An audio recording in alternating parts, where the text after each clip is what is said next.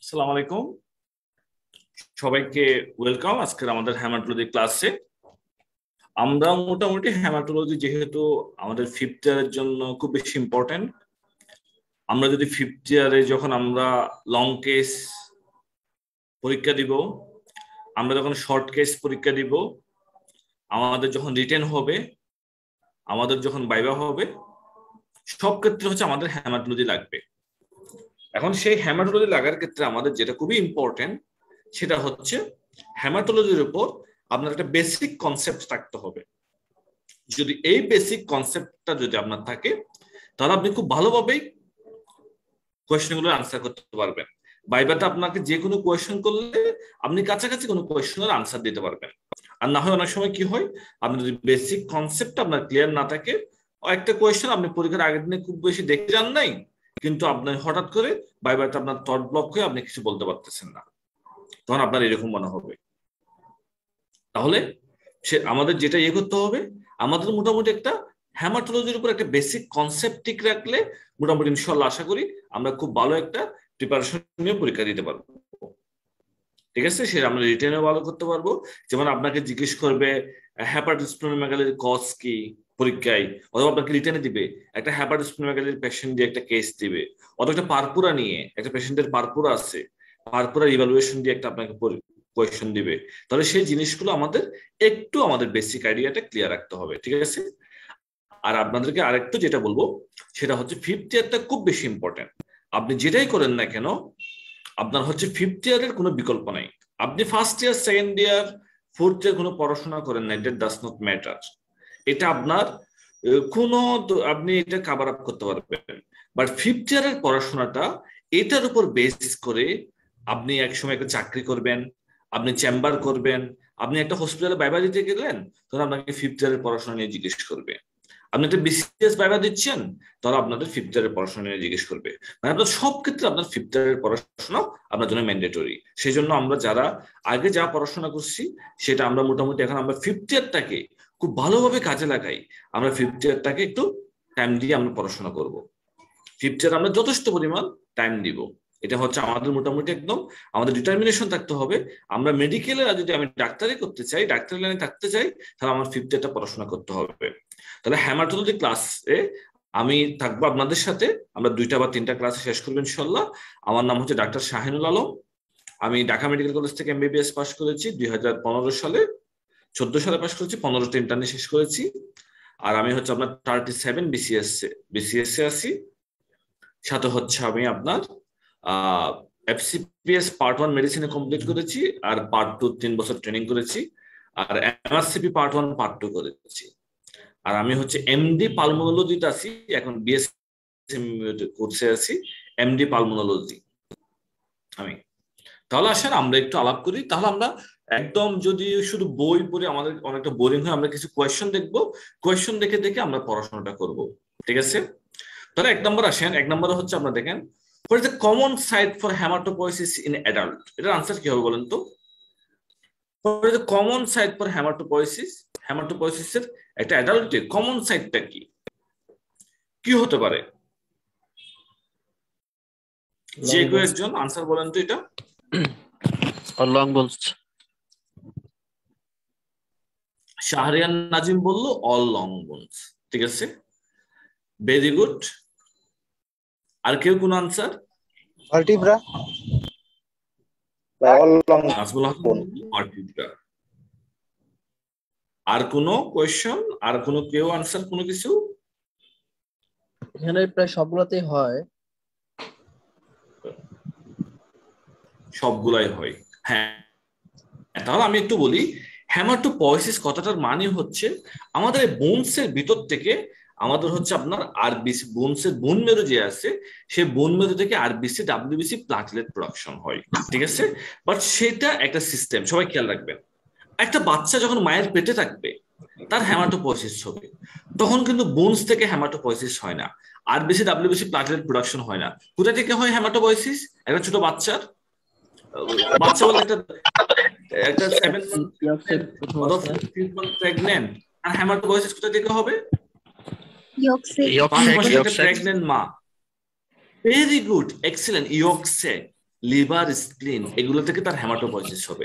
তারাই mainly RBC WBC platelet production করবে।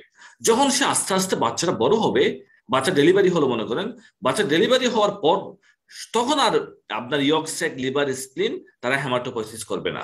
তখন হেমাটোপয়েসিস করবে আমাদের সকল ধরনের বোনস। আমাদের বডিতে, আমাদের বডির সকল বোনস হেমাটোপয়েসিস করবে।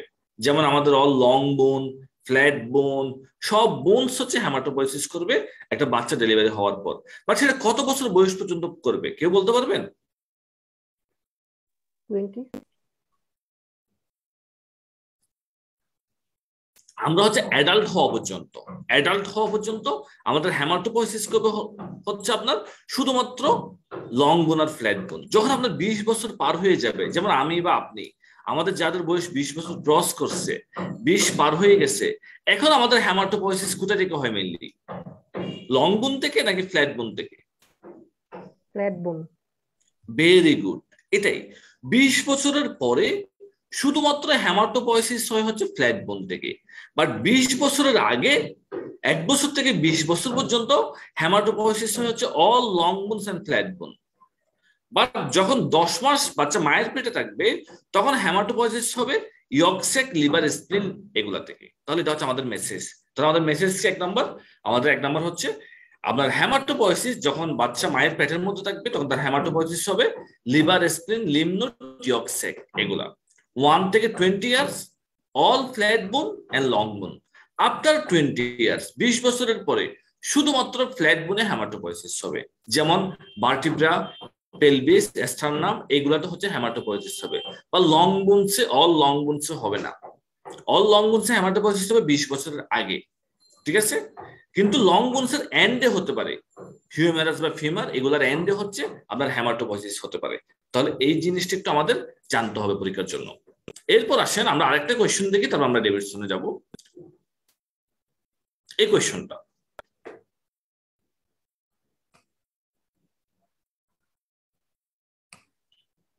এটার আনসার কি হতে পারে বলেন তো যে কোনো একজন?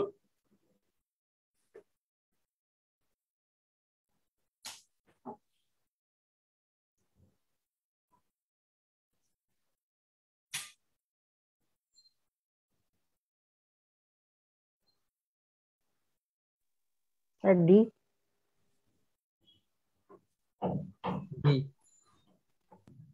Sir D. হ্যাঁ, কি হতে পারে এটার আনসার? যে কেউ একজন বলেন। Sir D. বাসায় পেশেন্ট আছে, বাসায় আত্মীয় স্বজন আছে, আপনি দেখবেন যে তাদেরকে এই ইনজেকশন গুলো দেওয়া হচ্ছে, ঠিক আছে? বাসায় এই ইনজেকশন গুলো দেওয়া হচ্ছে। আপনি ডাক্তারে বলেন, আপনাকে জিজ্ঞেস করবে, আচ্ছা আমাকে তো এই ইনজেকশনটা দিছে, ইরাথ্রোপয়েটিন দিছে, এটা কেন দিছে? আমাকে তো থ্রম্বোপয়েটিন দিছে, এটা কেন দিল? আমাকে তো জিসিএসএফ দিছে, এটা কেন দিল? ঠিক আছে? আপনি যেহেতু ডাক্তারি করবেন, আপনাকে জিজ্ঞেস করতে পারেন। যদি কারো কোনো রিলেটিভ, আত্মীয় স্বজন বা কেউ যদি ক্যান্সারের পেশেন্ট থাকে, সেক্ষেত্রে আরো, কিডনির সমস্যার পেশেন্ট থাকে, সেক্ষেত্রে আরো বেশি আপনার জিজ্ঞেস করতে পারে, ঠিক আছে? তখন আপনার যদি জানা থাকে, তাহলে আপনি সেই জিনিসগুলো আনসার দিতে পারবেন। যখন আপনাকে একটা প্রেসক্রিপশন দেখাবে, প্রেসক্রিপশনে ইরাথ্রোপয়েটিন লেখা আছে, জিসিএসএফ লেখা আছে, তখন আপনি কিভাবে তাদেরকে কি বলবেন? নরমালি আমরা থ্রম্বোপয়েটিন দিই হচ্ছে প্লাটেলেট কাউন্টকে বাড়ানোর জন্য। একটা পেশেন্টের প্লাটেলেট কমে গেছে, সেই প্লাটেলেট কাউন্ট বাড়ানোর জন্য আমরা থ্রম্বোপয়েটিন দিয়ে থাকি। আর আমরা ইরাথ্রোপয়েটিন দিয়ে থাকি নরমালি আরবিসি বাড়ানোর জন্য। আরবিসি কাউন্ট নরমালি কোনো এনিমিক পেশেন্ট, কেউ যদি এনিমিক হয়ে যায়, তার এনিমিয়াটা কারেকশন করার জন্য আমরা ইরাথ্রোপয়েটিন দিয়ে থাকি। এখন কেউ বলতে পারবেন, আমরা ইরাথ্রোপয়েটিন দিয়ে এরকম একটা ইন্ডিকেশন, আমরা কোন ডিজিজ ইরাথ্রোপয়েটিন দিই? যে কেউ একজন। Chronic kidney disease. যে কেউ একজন। এক্সিলেন্ট। ক্রনিক, উনি খুব সুন্দর করে বললো। আমরা এটা একটা আপনার বাইবার একটা কোয়েশ্চন, আমরা ক্রনিক কিডনি ডিজিজের পেশেন্টের যদি আপনার এনিমিক হয়ে যায়, তার এনিমিয়া কারেকশন করার জন্য সে সিকেডির পেশেন্টকে আমাদের ইরিথ্রোপয়েটিন ইনজেকশন দিতে হয়, ঠিক আছে। তারপর আসেন জিসিএসএফ, গ্রানুলোসাইট কলোনি স্টিমুলেটিং ফ্যাক্টর। এই জিসিএসএফ আমরা কখন দিয়ে থাকি কেউ বলতে পারবেন? জিসিএসএফ আমরা কখন দিয়ে থাকি?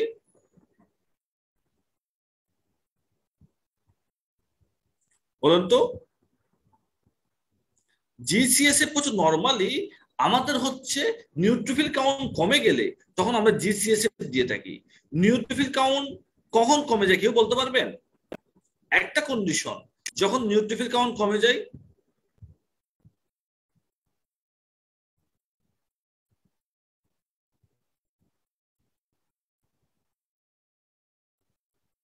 একটা কন্ডিশনের যে কেউ একটু চিন্তা করে বলেন তো।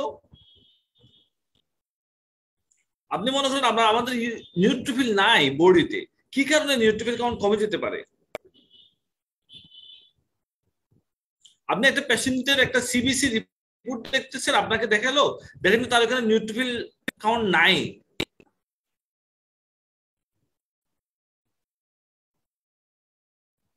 কি কারণে হতে পারে এটা?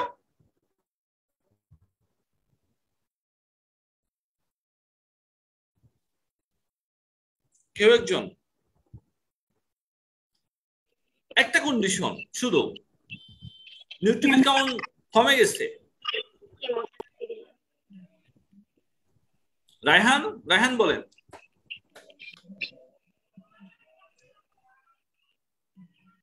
Leukaemia, acute myeloid leukaemia.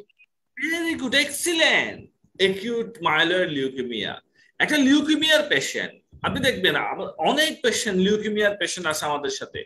এই লিউকেমিয়ার পেশেন্ট গুলো যখন তাদের হচ্ছে আপনার অথবা যে কোনো ক্যান্সারের পেশেন্ট কেমোথেরাপি পাচ্ছে, অথবা আপনি দেখবেন আপনার কোনো অনেক আত্মীয় স্বজন সে হচ্ছে আপনার তার ক্যান্সার ডায়াগনোসিস, সে ক্যান্সারের জন্য হচ্ছে আপনার কেমোথেরাপি পাচ্ছে, তখন সেই পেশেন্ট গুলোর আপনি দেখবেন যে হচ্ছে তাদের নিউট্রোফিল কাউন্ট কম।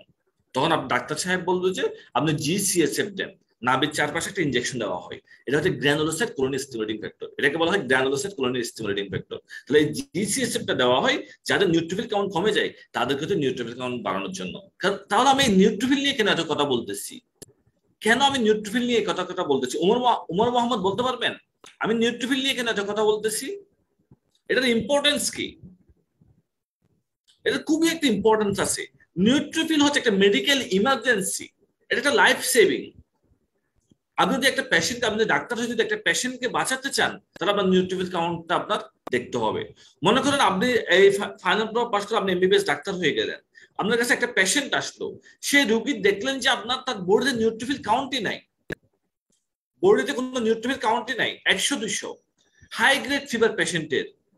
তখন আপনার বুঝতে হবে যদি আপনি ইমিডিয়েটলি এই পেশেন্টকে ট্রিটমেন্ট না করেন 1-2 দিনের মধ্যে পেশেন্ট সেপটিক শক হয়ে পেশেন্ট মারা যাবে। আপনার রিপোর্ট যাই হোক, আপনার টেস্ট যাই হোক, আপনার হাতে কিছুই নাই, আপনি তার গ্রামে বসে আছেন, বাট দেখবেন যে পেশেন্টের হাই গ্রেড ফিভার, সাথে তার নিউট্রোফিল কাউন্ট 200 বা 300। যদি আপনি একটা ইমিডিয়েট সাজেশন দিতে না পারেন, ঠিক আছে, তাহলে দেখবেন যে পেশেন্ট 2 দিন পরে মারা গেছে। যদি আপনি বলেন আচ্ছা আপনার জ্বর আসলো আপনি অ্যান্টিবায়োটিক খান, ডাক্তার সাহেব গ্রামে যে অ্যান্টিবায়োটিকটা দিচ্ছে আপনি সেই অ্যান্টিবায়োটিকটা কন্টিনিউ করেন, দেখবেন যে আপনার হচ্ছে আপনার জ্বরটা ভালো হয়ে গেল। তারপরে আপনি পেশেন্টকে ক্ষতি করতেছেন, তখন সেই মুহূর্তে পেশেন্টের একটা পেশেন্টের একটা লস হয়ে যাচ্ছে, তাহলে সেটা বলাই যাবে না। তখন আপনার অ্যাডভাইস দিতে হবে আপনার যে নিউট্রোফিল কাউন্ট কম, এটা হচ্ছে আপনার ফিভার, এটা হচ্ছে নিউট্রোফেনিক ফিভার। এই নিউট্রোপেনিক ফিভার হচ্ছে one kind of medical emergency. আপনার ইমিডিয়েট ট্রিটমেন্ট করতে হবে, ইমিডিয়েট ট্রিটমেন্ট করে আপনার হসপিটালে অ্যাডমিশন নিতে হবে, আপনার ইনজেকশন দিয়ে অ্যান্টিবায়োটিক নিতে হবে। এই জিনিসগুলো যদি আপনি মেনটেন করেন তাহলে আপনার লাইফ সেভিং। যদি আপনি অবহেলা করেন তাহলে আপনি সেপ্টিসেমিয়া হয়ে ইনফেকশন হোল বডিতে ছড়ায় গিয়ে আপনি মারা যেতে পারেন। কারণ আমাদের হচ্ছে যে ব্যাকটেরিয়া ভাইরাস আমরা যদি ইনফেক্টেড হই, সেই ব্যাকটেরিয়া ভাইরাসকে হচ্ছে আমাদেরকে আপনার প্রোটেকশন দেয় নিউট্রোফিল। আপনার বডিতে যদি সেই নিউট্রোফিল না থাকে তাহলে তারা খুব র্যাপিডলি পুরো বডিতে স্প্রেড হয়ে যাবে এবং হচ্ছে আপনি উইদিন 1-2 ডেজ ওই পেশেন্টটা হচ্ছে মারা যায়। সেই জন্য নিউট্রোপেনিক ফিভার মানে একটা মেডিকেল ইমার্জেন্সি। তাহলে কোনো পেশেন্টের আমাদের একটা লেসন হচ্ছে, যদি আমরা দেখি কোনো পেশেন্টের ফিভার আছে, সেটা তার নিউট্রোফিল কাউন্ট কম হয়, তাহলে আমরা 1 নম্বরে তাকে অ্যাডভাইস করব আপনি নিকটস্থ কোনো হসপিটালে ভর্তি হয়ে যাবেন এই মুহূর্তে। সাথে একটা আপনি ব্রড স্পেকট্রাম, আপনাকে অ্যান্টিবায়োটিক দিতে হবে আইভি, সাথে আপনাকে স্যালাইন দিতে হবে, আপনার প্রেশার চেক করতে হবে, না হয় আপনার জন্য এটা খুব ডেঞ্জারাস। কারণ যারা গ্রামে অনেক সময় সেকমু বা কোয়াক ডাক্তারি করে, তারা জ্বর মানে ছিল বুথের জ্বর, তারা জ্বরের অ্যান্টিবায়োটিক দিয়ে দেয়, আপনি এটা খেতে থাকেন, কিন্তু পেশেন্ট তো ভালো হয় না। ঠিক আছে, তাহলে জ্বর বিভিন্ন রকম আছে। এই নিউট্রিফেনিক ফিভার মানে এটা হচ্ছে একটা মেডিকেল ইমার্জেন্সি। তাহলে এটা খুবই ইম্পর্টেন্ট। যখন আপনার ফার্দার কজ চিন্তা করতে হবে, খুঁজে বের করতে হবে তার কেন নিউট্রিপেনিয়া, সে কি কোনো মেডিসিন খাচ্ছে কিনা, সে কি কোনো আপনার তার কোনো ক্যান্সার আছে কিনা বডিতে, সেটা ফার্দার টেস্ট করে খুঁজে বের করতে হবে। তাহলে এগুলো হচ্ছে খুব ইম্পর্টেন্ট। তাহলে আমরা এটা দুটো কোয়েশ্চন আমরা আলাপ করলাম। এখন আসলে আমরা একটু ডেভিডসনে গিয়ে দেখি।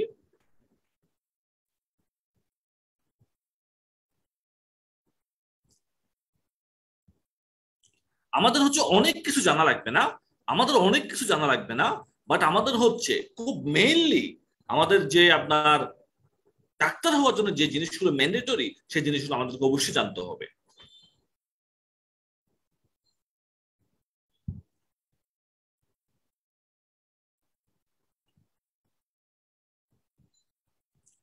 তাহলে হেমাটোলজি আর ট্রান্সমিশন মেডিসিনে আমরা দেখবো হচ্ছে, এখানে দেখেন আমাদের হচ্ছে একটা clinical examination in blood disease, anatomy and physiology দেওয়া আছে, হেমাটোপয়েসিস কিভাবে হয়, ইনভেস্টিগেশন সিবিসি উইথ পিবিএফ।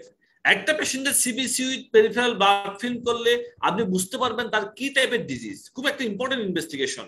আমরা যদি হেমাটোলজিতে যদি কোনো কোয়েশ্চন আসে, আপনি যদি আনসার করতে না পারেন, তাহলে আপনি এই দুটো টেস্ট লিখে দিবেন রিটেনে।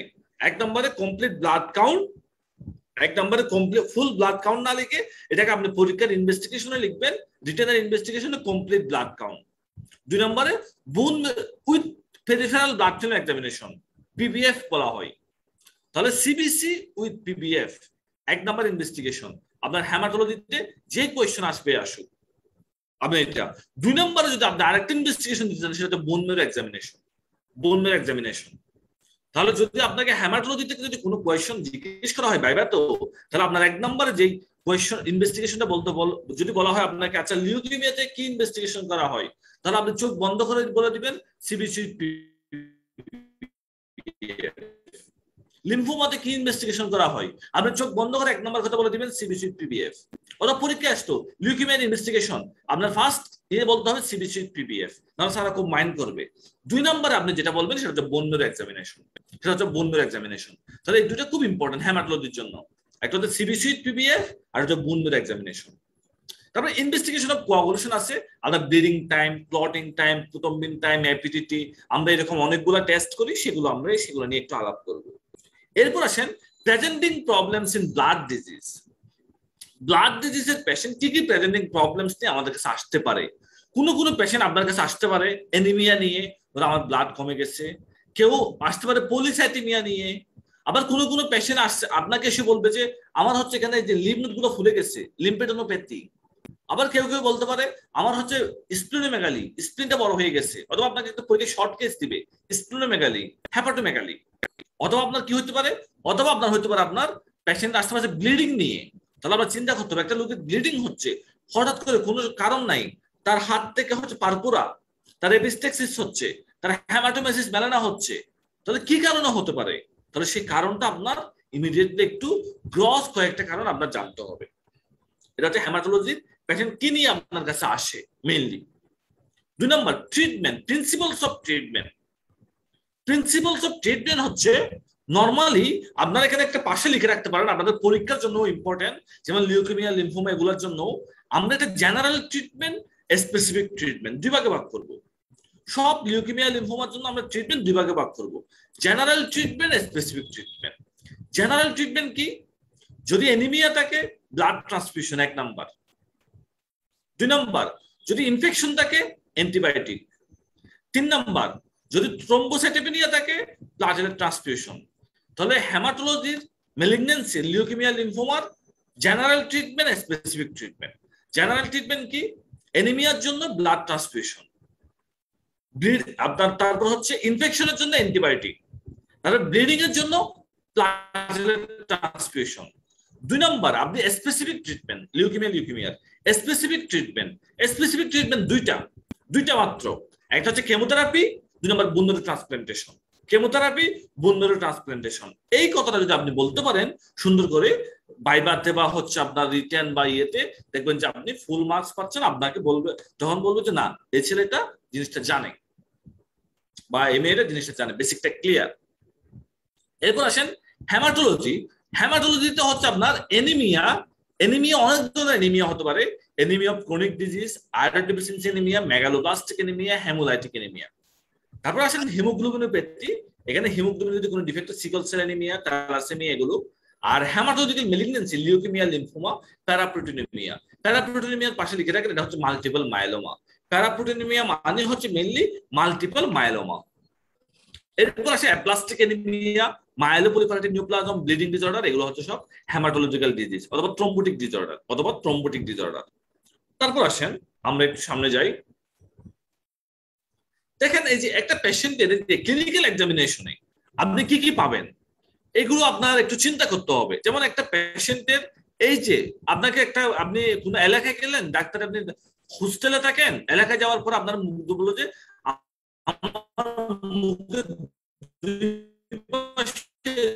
এরকম গা হয়ে গেছে, আমার কি হতে পারে?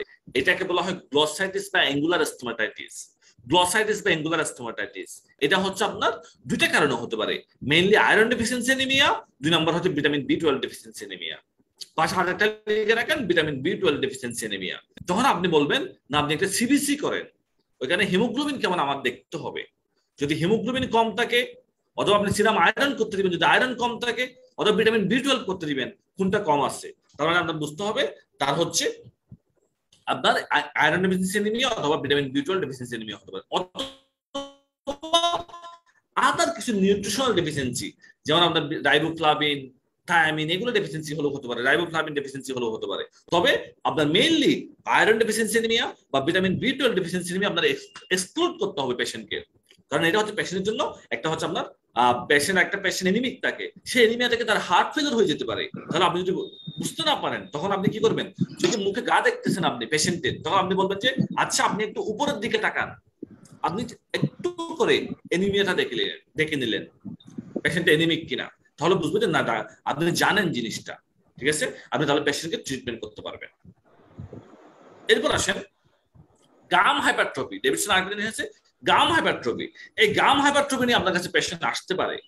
গাম হাইপারট্রফি নিয়ে অনেক সময় আমি একটা বলি, একটা বাচ্চা গাম হাইপারট্রফি নিয়ে, আপনার 10-12 বছরের বাচ্চা, তার গাম একদম ফুলে লাল হয়ে গেছে, ঠিক আছে, এত হাইপারট্রফি হয়ে গেছে। এখন সে ঘুরতেছে গাম হাইপারট্রফি নিয়ে। তখন আমি হচ্ছে উপজেলা হেলথ কমপ্লেক্সে চাকরি করি, আমার সিরাজগঞ্জে পোস্টিং ছিল, এখন আমি ঢাকায় বিএসএমএম এ আছি।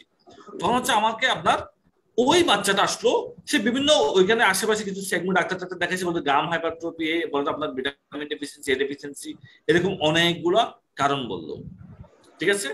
তো পেশেন্ট হিস্ট্রি দিচ্ছে, বললো যে তার মধ্যে জ্বর আসে। তখন আমি তাকে সিবিসি পিবিএফ করতে দিয়েছিলাম ওই পেশেন্টকে। সিবিসি পিবিএফ করার পরে দেখলাম হচ্ছে তার ব্লাস্ট সেল 40%।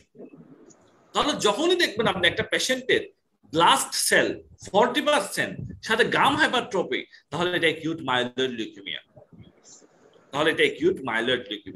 আপনার চিন্তা করতে হবে।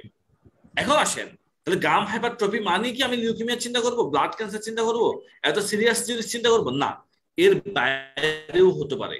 আরো দুটো ইম্পর্টেন্ট কজ আছে। একটা হচ্ছে ক্যালসিয়াম চ্যানেল ব্লকার, নিফেডেপিন, ড্রাগটার নাম নিফেডেপিন।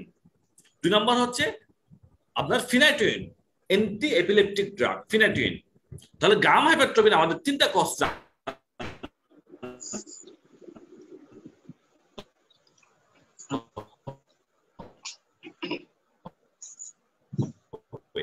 এক নম্বর অ্যাকিউট মাইলয়েড, ফিনাইটোইন, তাহলে এই 3টা জিনিস আমাদের জানতে হবে। এরপর আসেন আর একটা খুব ইম্পর্টেন্ট জিনিস, হেরিডিটরি হেমোরেজিক টেলাঞ্জিওক্টেশিয়া। হেরিডিটরি মানে হচ্ছে তার ফ্যামিলিতে ছিল, তারও আছে টেলাঞ্জিওক্টেশিয়া। হেমোরেজিক বিভিন্ন জায়গা থেকে হেমোরেজ হচ্ছে। টেলেনজেক্টেশিয়া মানে তার লাল লাল ব্লিডিং স্পটের মতো, লাল লাল ব্লিডিং স্পটের মতো। তাহলে এটা হচ্ছে হেরিডিটারি হেমোরেজিক টেলেনজেক্টেশিয়া।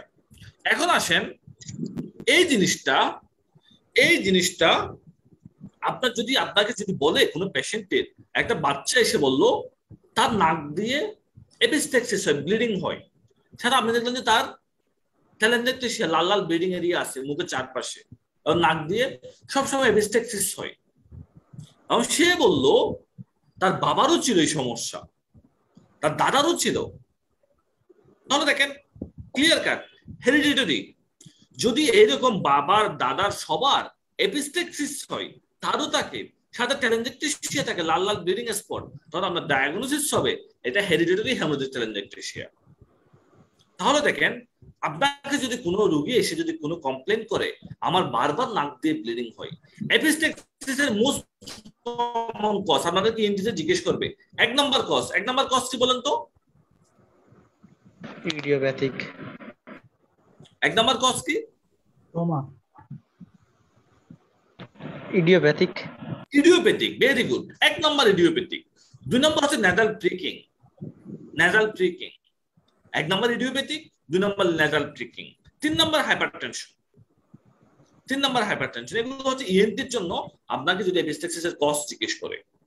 আর যদি এরকম এপিস্টেক্সিস সে যদি বলে বারবার, এগুলো তো একবার দুইবার হয়, সে যদি বলে না আমার আজকে 5-7 বছর ধরে শুধু নাক থেকে মাঝে মাঝে ব্লাড আসে, ধর আপনার পরবর্তী কোয়েশ্চন, আপনার কি বাবার এরকম নাক থেকে ব্লাড আসতো, আপনার কি দাদার এরকম নাক থেকে ব্লাড আসতো, তখনই আপনি বলে ফেলতে পারবেন এটা হচ্ছে একটা হেরিডিটারি হেমোরেজিক টেলেনজেক্টেশিয়া।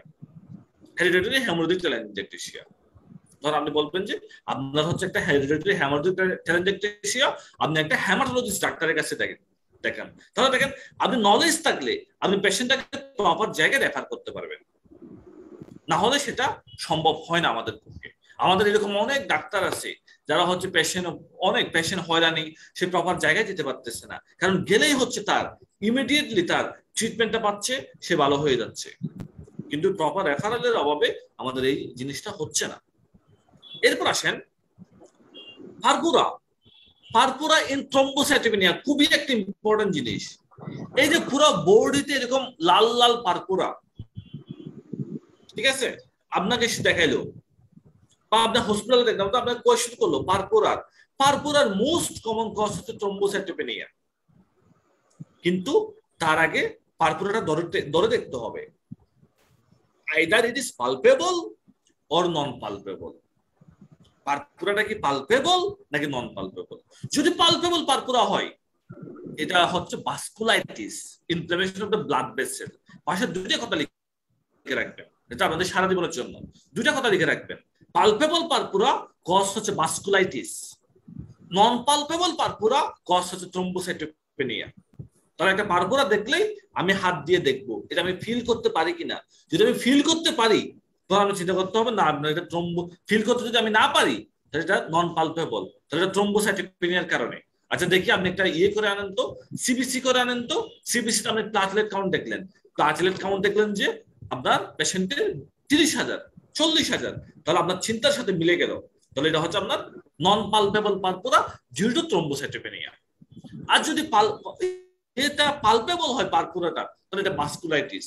সে ভাস্কুলাইটিস বিভিন্ন কারণে হতে পারে, হ্যানোক্সিলেন পারপুরা, তারপর হচ্ছে আপনার Wegener's granulomatosis, different types of vasculitis. ঠিক আছে, আমরা ওইদিকে এখন যাচ্ছি না। এরপর আসেন আরেকটা খুবই ইম্পর্টেন্ট জিনিস, এই যে নি joint pain swelling of the নি জয়েন্ট। এটা আপনার পরীক্ষায় আসার মতো একটা কোয়েশ্চন। আপনাকে একটা দিল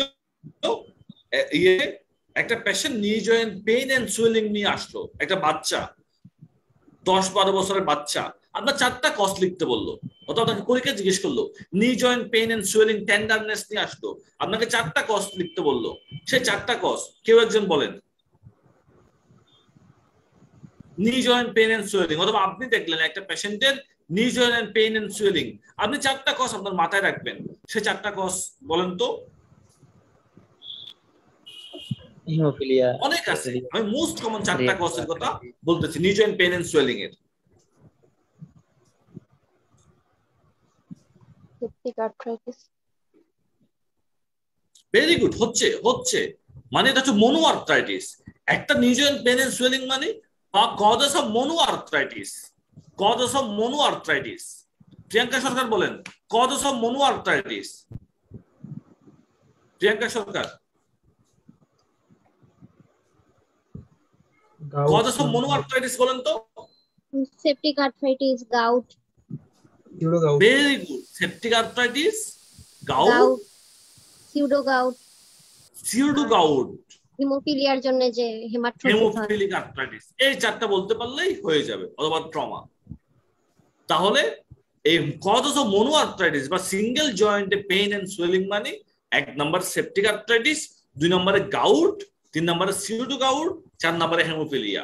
যদিও আমাদের গাউটটা ফার্স্ট মেটাটার্সোফ্যালেঞ্জিয়াল জয়েন্টে হয়, মেইনলি ফার্স্ট মেটাটার্সোফ্যালেঞ্জিয়াল জয়েন্টে হয়, ঠিক আছে গাউটটা। এরপর আসেন তাহলে আমরা একটু নিচে যাই। এখন আসেন এখানে একটা দেওয়া আছে এনিমিয়া। একটা পেশেন্ট যদি এনিমিক হয়ে যায় সে কি করতে পারে? সে আমার কাছে কি কমপ্লেন করতে পারে? সে বললো আমার দুর্বল লাগে, আমার মাথা হালকা হয়ে যায়, আমার শ্বাসকষ্টের মতো হয়, সাথে হচ্ছে তার দেখলেন যে আপনার ট্যাকিপনিয়া, তার ট্যাকিকার্ডিয়া, তার একটা ফ্লু মারমারের মতো, তার হচ্ছে পা ফুলে গেছে, অ্যাঙ্কেল এডিমা, পশ্চারাল হাইপারটেনশন, এগুলো হতে পারে। একটা এনিমিয়ার পেশেন্টের এই সিমটমস আর সাইন গুলো হতে পারে। এখন আসেন এখানে একটা জিনিস দেওয়া আছে খুব ইম্পর্টেন্ট এক্সামিনেশনে, প্যাটার্নস অফ ব্লিডিং। একটা পেশেন্ট আপনার কাছে ব্লিডিং নিয়ে আসলো, সেটা আপনার 2 প্যাটার্নস অফ ব্লিডিং। আপনি দেখলেন যে তার হচ্ছে জাস্ট সুপারফিশিয়াল ব্লিডিং, স্কিনের মধ্যে তার সুপারফিশিয়াল ব্লিডিং, অথবা তার ডিপ ব্লিডিং, তার জয়েন্টের ভিতরে ব্লিডিং, তার অ্যাবডোমেনের ভিতরে ব্লিডিং, অথবা তার ব্রেনের ভিতরে ব্লিডিং। তাহলে একটা পেশেন্ট যখন ব্লিডিং নিয়ে আসবে, তাহলে আপনার অ্যাসেস করতে হবে প্রথম কথা, তার আইদার ব্লিডিংটা কি সুপারফিশিয়াল, পারপুরার মধ্যে স্কিনের নিচে ব্লিডিং হচ্ছে, নাকি এটা ডিপ ব্লিডিং। এটা আপনার চিন্তা করতে হবে, এটা কি সুপারফিশিয়াল ব্লিডিং নাকি ডিপ ব্লিডিং। যদি সুপারফিশিয়াল ব্লিডিং হয় আপনি তখন, বা মিউকোজাল ব্লিডিং হয়, তখন আপনি কজ চিন্তা করবেন একটা, মেইনলি থ্রম্বোসাইটোপেনিয়া। সুপারফিশিয়াল ব্লিডিং এর কজ হচ্ছে একটা, থ্রম্বোসাইটোপেনিয়া। আর যদি ডিপ ব্লিডিং হয় সেক্ষেত্রে কোয়াগুলেশন ফ্যাক্টর ডেফিসিয়েন্সি, যেমন সেটা কি হেমোফিলিয়া হতে পারে মেইনলি। যেমন আমরা একটা জয়েন্টে দেখছি, এরকম পেশেন্ট জয়েন্টের ভিতরে ব্লিডিং হয়ে আসলো, আপনি দেখবেন জয়েন্টটা পুরো লাল হয়ে গেছে, এখানে ভিতরে রক্ত জমাট হয়ে আছে, তখন আপনি চিন্তা করতে পারবেন এটা থ্রম্বোসাইটোপেনিয়ার কারণে হচ্ছে। তখন আমরা চিন্তা করতে হবে এটা হচ্ছে আমার কোয়াগুলেশন ফ্যাক্টর ডেফিসিয়েন্সির কারণে হচ্ছে, যেমন হেমোফিলিয়া। যদি বলে আপনি দেখলেন যে তার হাতের মধ্যে র্যাশ লাল লাল, যেমন ডেঙ্গু পেশেন্টের হয়, পালপেবল নন পালপেবল পারপুরা র্যাশ, তখন সেই ব্লিডিংটা আপনি চিন্তা করবেন এটা হচ্ছে থ্রম্বোসাইটোপেনিয়ার কারণে হচ্ছে, এটা হচ্ছে আপনার থ্রম্বোসাইটোপেনিয়ার কারণে হচ্ছে। তাহলে সেই জিনিসগুলো একটু আমাদের মাথায় রাখতে হবে। এরপর আসেন স্প্লিনের ক্যারেক্টারিস্টিক্স। নরমাল স্প্লিন নচ পেতে পারে আমরা dull on percussion and can not examine between the finger and move with respiration. এই কথাগুলো একটু আমাদের জানতে হবে। এরপর আসেন আমরা একটু যেটা আলাপ করতেছিলাম হেমাটোপয়েসিস। সেই হেমাটোপয়েসিসে দেখেন, হেমাটোপয়েসিসে নরমালি হচ্ছে আপনার এই যে medullary cavity of all bones in childhood, ঠিক আছে, এই প্যারাটা একটু দাগায় রাখেন। এটা হচ্ছে চাইল্ডহুডে অল বোনস থেকে হয় এবং প্রোগ্রেসিভলি আস্তে আস্তে ইয়েলো বোন দ্বারা রিপ্লেসড হয়ে যায়।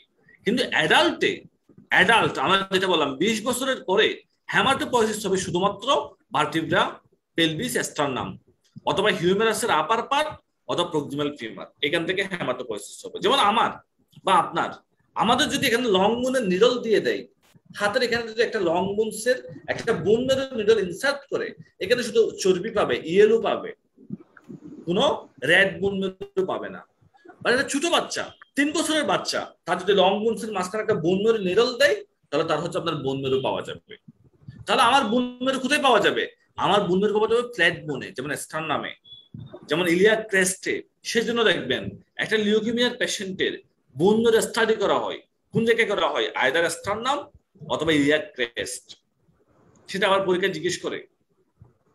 বাচ্চাদের কোথায় বোন মেরু এক্সামিনেশন করা হয়, অ্যাডাল্টে কোথায় এক্সামিনেশন করা হয়? বাচ্চাদের নরমালি ইলিয়াক ক্রেস্ট করা হয়, আর অ্যাডাল্টে স্টার্নামে স্টার্নাল অ্যাঙ্গেল থেকে বোন মেরু এক্সামিনেশন করা হয়। কিন্তু কখনো লং বোন থেকে করা হয় না। লং বোনসে আপনি কখনো বোন মেরু পাবেন না, ঠিক আছে। এখন আসেন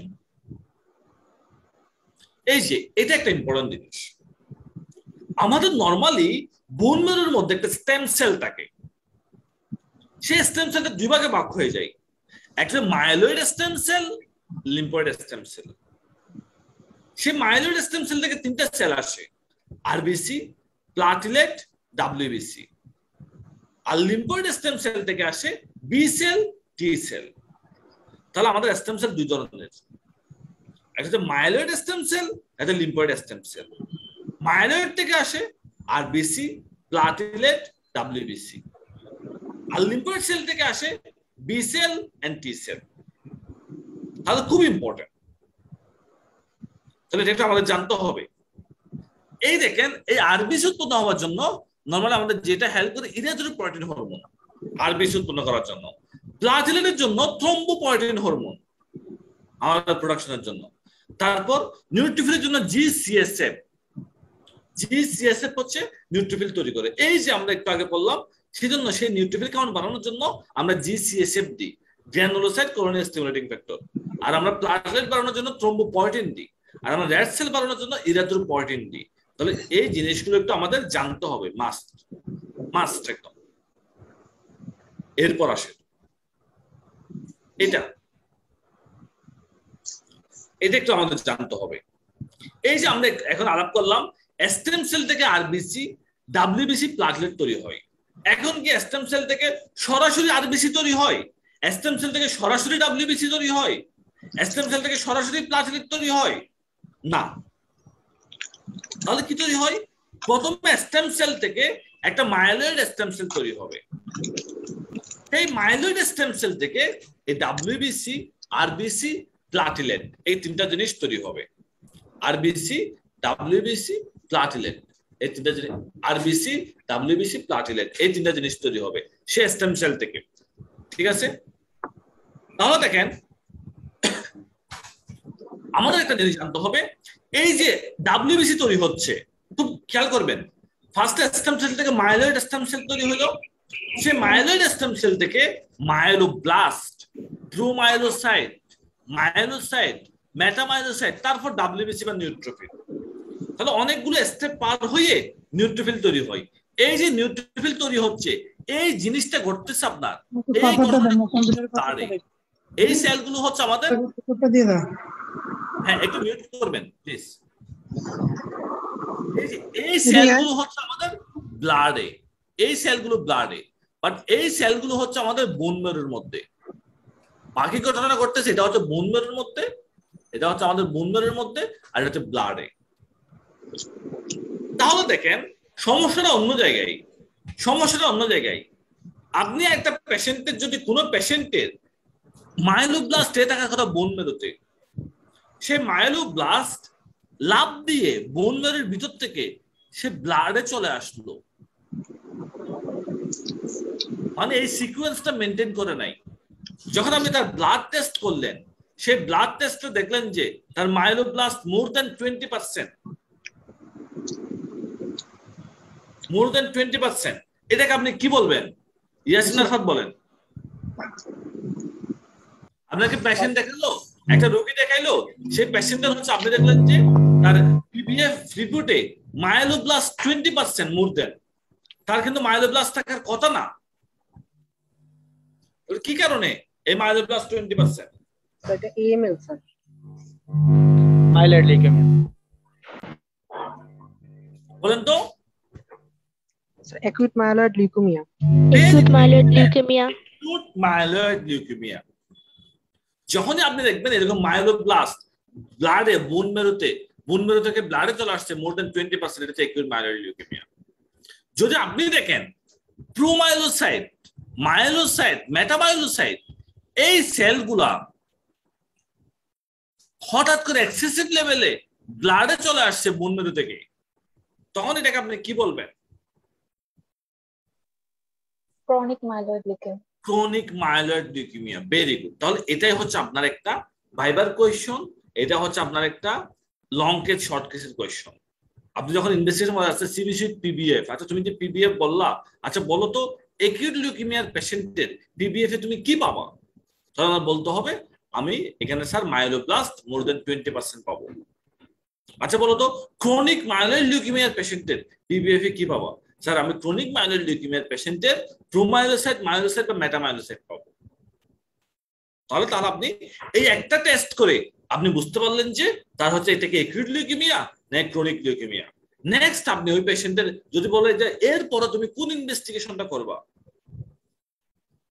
এরপরে তুমি নেক্সট কোন ইনভেস্টিগেশনটা করবা, তাহলে আমার নেক্সট এরপরে ইনভেস্টিগেশনটা হবে বোন ম্যারো স্টাডি। স্যার আমি বোন ম্যারো স্টাডি করব, আমি বোন ম্যারো স্টাডি করে আমি সেখানে মায়োলোব্লাস্ট প্রোমায়োলোসাইটের কন্ডিশনটা কি সেটা আমি দেখব।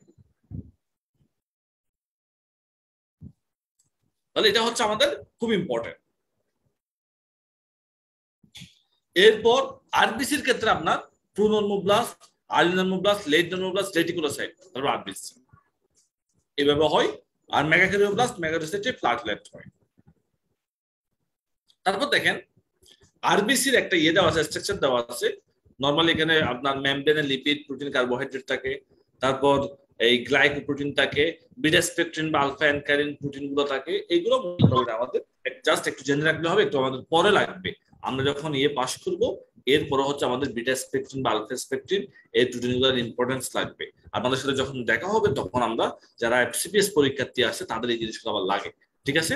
তাদের ক্ষেত্রে হচ্ছে আমাদের যেমন আবার হচ্ছে আজকে এফসিপিএস পরীক্ষার রেজাল্ট দিয়েছে, আমাদের প্রচুর স্টুডেন্ট সিনেপসের এফসিপিএস পাস করেছে সবাই। এই যে আমি আপনাদের ক্লাস নিচ্ছি, আমি হচ্ছে মোবাইলে শুধু এসএমএস আর কল দিচ্ছি, সবাই তারা এফসিপিএস পাস করছে, জন্য তারা খুবই গ্রেটফুল এই জন্য সবাই। তাহলে আমরা নরমালি যেটা করি, আমরা টিচিং মেথডটাকে মেইনলি হচ্ছে টেক্সট বুক ওরিয়েন্টেড নিয়ে আসছি। আপনি অল্প জানেন, 1 লাইন জানেন, 2 লাইন জানেন, সেটা আপনি টেক্সট বুক দেখেন, আপনার কনসেপ্ট হয়ে যাবে, আপনার কনসেপ্ট হয়ে যাবে। আপনি টেক্সট বুক দেখে দেখে পড়াশোনা করেন। এখন আসেন আরেকটা দেওয়া আছে, সেটা হচ্ছে অক্সি হিমোগ্লোবিন কার্ভ। এটা একটু নরমালি আমাদের এমসিকিউর জন্য লাগতে পারে। এমসিকিউ যখন আসছে সেখানে অক্সি হিমোগ্লোবিন কার্ভ যখন ডান দিকে শিফট হবে অথবা বাম দিকে শিফট হবে। নরমালি ডান দিকে শিফট হওয়া মানে একটা কথা মনে রাখবেন, রাইটে শিফট হওয়া মানে পাশে একটু লিখে রাখেন, হিমোগ্লোবিন থেকে অক্সিজেন ডিসপ্লেসড হয়ে টিস্যুতে যাওয়া। রাইটে শিফট হওয়া মানে হিমোগ্লোবিন থেকে অক্সিজেনটা ডিসপ্লেসড হয়ে টিস্যুতে যাওয়া, এটা হচ্ছে রাইটে শিফট। আর লেফটে শিফট মানে হিমোগ্লোবিন থেকে অক্সিজেনটা ডিসপ্লেসড হয়ে টিস্যুতে যেতে না পারা, টিস্যুতে যেতে না পারা এটা। তাহলে রক্তের হিমোগ্লোবিন থেকে অক্সিজেনটা ডিসপ্লেসড হয়ে টিস্যুতে যাওয়া মানে কার্ভটা ডান দিকে শিফট হওয়া। আর রক্তের হিমোগ্লোবিন থেকে অক্সিজেন থেকে ডিসপ্লেসড হয়ে টিস্যুতে যেতে না পারা মানে কার্ভটা বাম দিকে শিফট হওয়া। তাহলে আমাদের যখন 2-3 বিপিজি লেভেল বাড়ে, তারপর হচ্ছে আপনার হাইড্রোজেন আয়ন কন্ডিশন বাড়ে, কার্বন ডাই অক্সাইড বাড়ে, টেম্পারেচার বাড়ে, সেক্ষেত্রে হচ্ছে কার্ভটা ডান দিকে শিফট হয়। যেমন একটা কন্ডিশন আমি বলি আপনাদেরকে, যেমন হাই অ্যালটিটিউড, অনেক উপর উঠলেন, আপনি পাহাড় উঠলেন 2500-3000 মিটার উপরে, সেখানে আপনি দেখলেন যে আপনার হচ্ছে 2-3 বিপিজি লেভেল বাড়বে। তাহলে আপনার বেশি বেশি অক্সিজেন হিমোগ্লোবিন থেকে ডিসপ্লেসড হয়ে টিস্যুতে যাবে, হিমোগ্লোবিন থেকে ডিসপ্লেসড হয়ে টিস্যুতে যাবে। শুধু এটা একটু মনে রাখবেন এখানে। এখন ডাব্লিউবিসি, ডাব্লিউবিসি কয়েকটা টাইপ আছে। নিউট্রোফিল, নরমালি একটা নিউট্রোফিল হচ্ছে আপনার 2 থেকে 5 সিগমেন্টে থাকে। একটা নিউট্রোফিল 2 থেকে 5 সিগমেন্ট মনে রাখতে হবে। একটা নিউট্রোফিল হচ্ছে 2 থেকে 5 সিগমেন্টে একটা নিউট্রোফিল থাকে নরমালি।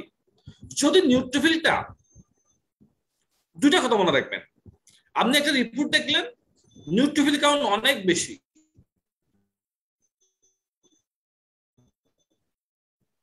নিউট্রোফিল কাউন্ট অনেক বেশি, এটা নিউট্রোফিলিয়া, নিউট্রোফিল কাউন্ট বেশি।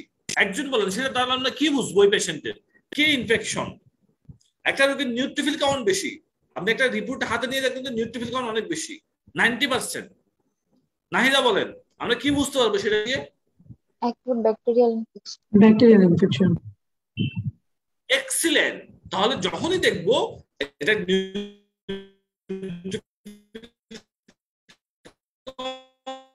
বেশি, তাহলে এটা ব্যাকটেরিয়াল ইনফেকশন। একটা পেশেন্ট জ্বর আসছে, আপনি একটা সিবিসি করতে দিলেন, সিবিসি তে আপনি দেখবেন যে neutrophil count normal, WBC count normal, তাহলে এটা ভাইরাস।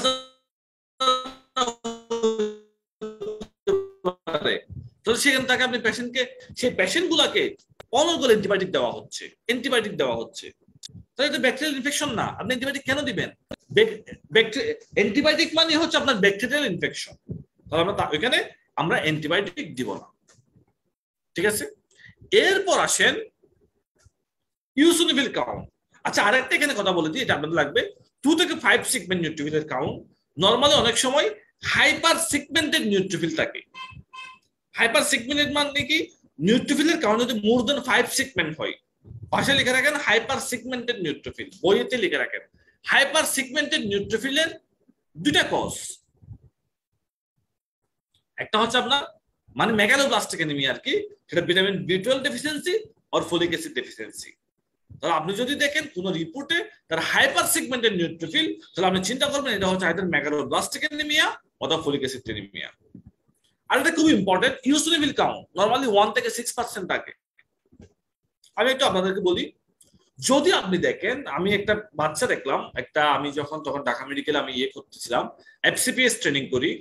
একটা ছোট বাচ্চা, সে পেট ব্যথা করে চিল্লাচ্ছে, পেট ব্যথা বাচ্চাটা। সে তখন ঢাকা মেডিকেলে ভর্তি হলো, তার কোনো টেস্ট করে কোনো কিছু পাওয়া যায় না পেট ব্যথার। তার আলট্রাসোনোগ্রাম, এক্স-রে সবকিছু নরমাল পেটের, বাট তার কি পাওয়া গেছে, ওই বাচ্চার ইউসিনোফিল কাউন্টটা বেশি, 12% না 14% ব্লাডে। তখন সেই বাচ্চাটাকে আপনার একটা এলবেন্ডাজল খাওয়াই দেওয়া হলো, ওই দিন একটা, 7 দিন পরে আরেকটা, তার পেট ব্যথা ভালো হয়ে গেছে। তার মানে তার ইউসিনোফিল কাউন্ট বেড়ে গেছিল হচ্ছে আপনার প্যারাসাইটের কারণে। Hookworm infestation sir. Very good, hookworm প্যারাসাইটের কারণে তার পেটে ব্যথা ছিল। ঠিক আছে, তাহলে ইউসিনোফিল কাউন্ট বেশির কজ আপনারা 3টা মনে রাখবেন, আইদার তার অ্যালার্জির সমস্যা, না হয় তার অ্যাজমা, না হয় তার Parasite. Allergy, asthma, Parasite.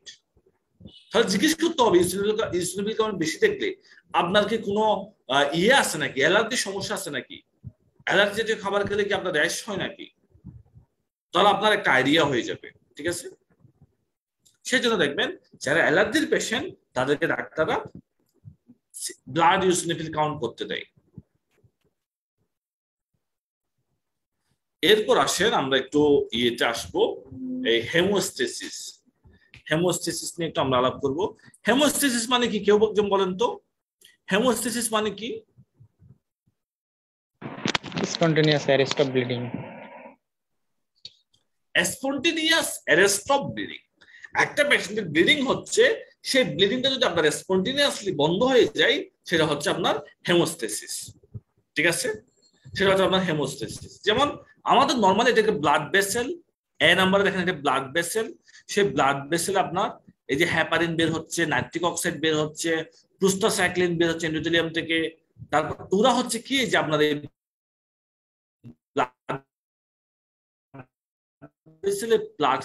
ব্লাডকে clot balance maintain করে।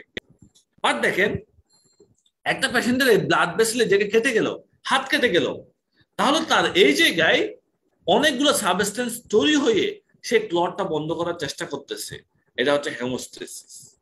সেখানে গ্লাইকোপ্রোটিন 2b3a, সেখানে হচ্ছে আপনার অ্যাক্টিভেটেড প্লাটিলেট, তার সেখানে হচ্ছে আপনার এইগুলো আসার চেষ্টা করতেছে, তারা হচ্ছে। এখন এই যে এটা হচ্ছে আপনার হেমোস্টেসিস। তারপর আসেন, এখানে আরো কিছু দেওয়া আছে, আমি একটু আপনাদেরকে জিনিসটা সংক্ষেপে বুঝাই। আপনারা সবাই খাতা কলম নেবেন, খাতা কলম নিয়ে আমি যা যা লিখি আপনারা সবাই তা লিখবেন। সবাই খাতা কলম নেবেন, আমি যা যা লিখি আপনারা সবাই তা লিখবেন। মনে করবেন এটা লাইফ টাইমের জন্য আপনারা একবারের জন্য শিখতেছেন। ঠিক আছে, এই জিনিসটা আপনারা একবারের জন্য শিখতেছেন এবং এটা হচ্ছে আপনাদের সবসময় কাজে লাগবে। সবাই খাতা কলম নেন, আমি যা যা লিখবো আপনারা লিখবেন।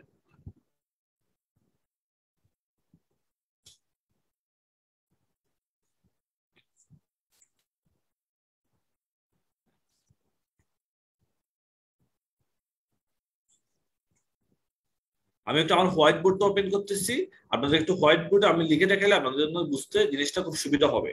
কারণ এটা যদি আপনি বুঝতে পারেন তাহলে আপনার খুব ইজি হবে। খুব ইজি হবে মানে আপনি পরীক্ষায় সাথে পেশেন্ট ম্যানেজ করা সব। কারণ একটা পেশেন্ট আপনার কাছে ব্লিডিং টাইম বেশি নিয়ে আসবে, আবার কোনো পেশেন্ট আপনার কাছে নিয়ে আসবে হচ্ছে আপনার ক্লটিং টাইম বেশি নিয়ে।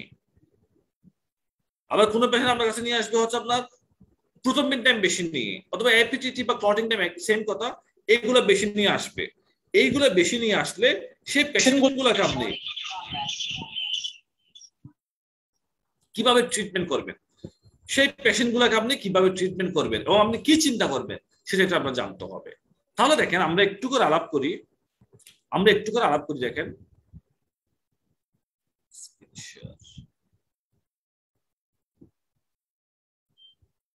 সবাই খুব ভালো করে খেয়াল করবেন।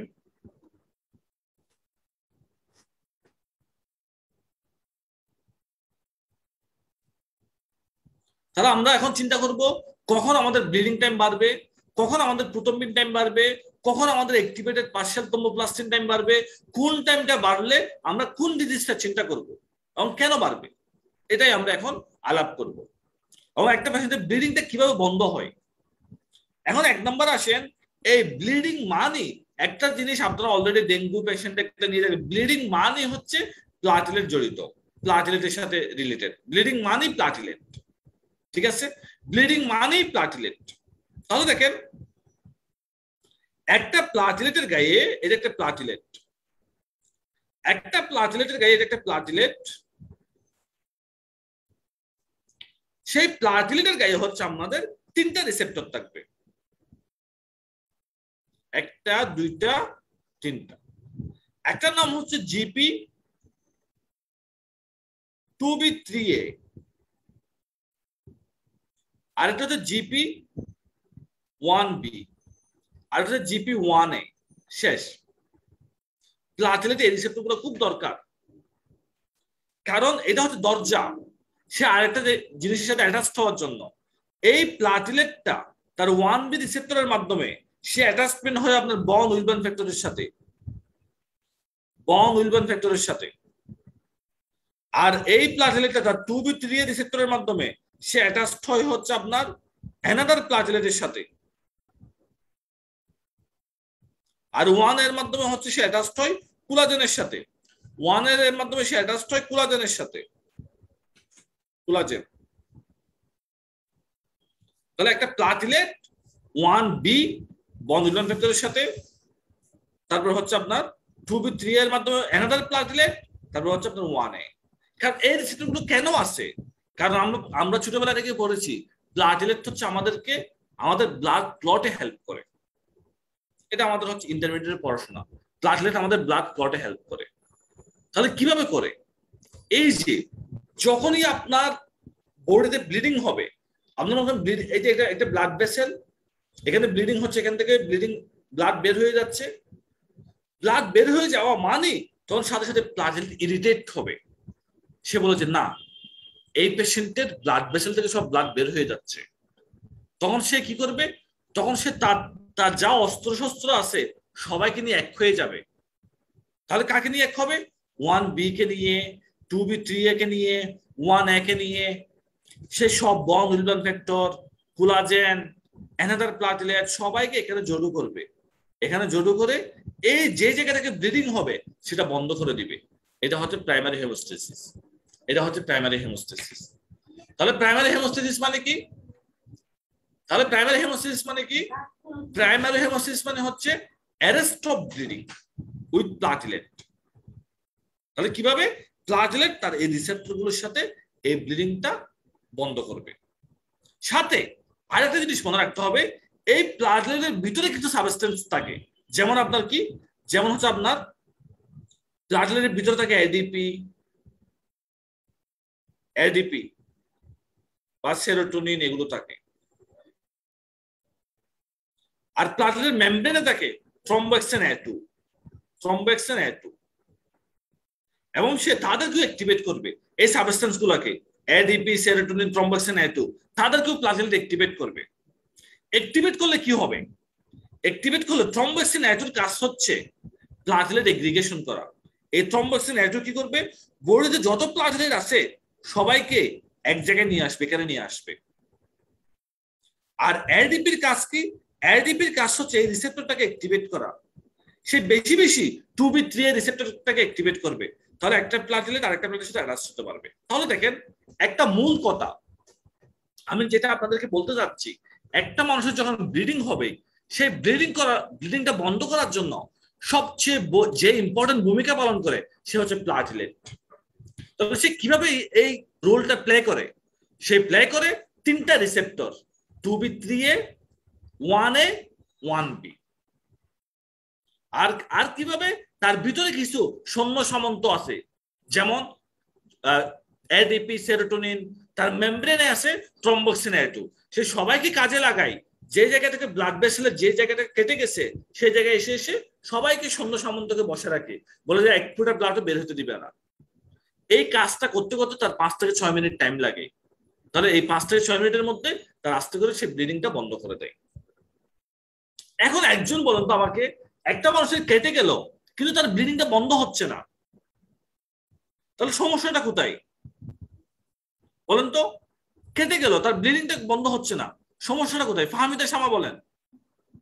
Fahmida Shama. Sir platelet activation হবে না, অথবা প্লাটিলেট কম থাকবে, ডেফিসিয়েন্সি থাকতে পারে। উনি খুব সুন্দর বললো, তার মানে তার প্লাটিলেটই নাই। যদি তার প্লাটিলেটই না থাকে তাহলে 5 মিনিটে এই অ্যাকশনটা কে নিবে? ঠিক আছে, তখন তার ব্লিডিং হতেই থাকবে। তাহলে একটা পেশেন্ট যখন তার ব্লিডিং হতেই থাকবে, তখন আমরা চিন্তা করতে হবে তার থ্রম্বোসাইটোপেনিয়া থাকতে পারে। ঠিক আছে, তাহলে থ্রম্বোসাইটোপেনিয়া থাকলে পেশেন্টের ব্লিডিং হয়। তাহলে আমরা সেটা কোন টেস্ট তারা বুঝতে পারি? একটা টেস্ট করি আমরা, সেটা ব্লিডিং টাইম। সেই টেস্টটা হচ্ছে ব্লিডিং টাইম, আমরা করি ব্লিডিং টাইম। ঠিক আছে, তাহলে যদি একটা পেশেন্টে যদি আপনি দেখেন তার ব্লিডিং টাইম বেশি, তারপরে আপনি বুঝতে পারবেন এটা হচ্ছে এটা হচ্ছে আপনার থ্রম্বোসাইটোপেনিয়ার কারণে। একদম ক্লিয়ার, এটা তো থ্রম্বোসাইটোপেনিয়ার কারণে। এটা আপনাদের মনে রাখতে হবে। তাহলে আর কোনো কিছু আপনি চিন্তা করবেন না, ব্লিডিং টাইম বেশি মানে থ্রম্বোসাইটোপেনিয়া। এখন আসেন, তাহলে আমরা একটু দেখি, তাহলে আমরা যেটা আলাপ করতেছিলাম, এটা হচ্ছে একটা ব্লাড ভেসেল, এখানে কেটে গেল, ব্লিডিং হচ্ছে। তাহলে কে অ্যাকশন নিবে? এই প্লাটিলেট কি করলো, এখানে আসলো, সে বন্ড উইলম্যান ফ্যাক্টরের সাথে বাইন্ড হলো, তার সাথে বন্ড উইলম্যান ফ্যাক্টর বাইন্ড হলো, অ্যানাদার প্লাটিলেট সব প্লাটিলেট এগ্রিগেশন করে এই জায়গাটাকে ব্লক করে দিল। সে তার রিসেপ্টরের মাধ্যমে পুরাতন সেটা অ্যাটাচ ছিল।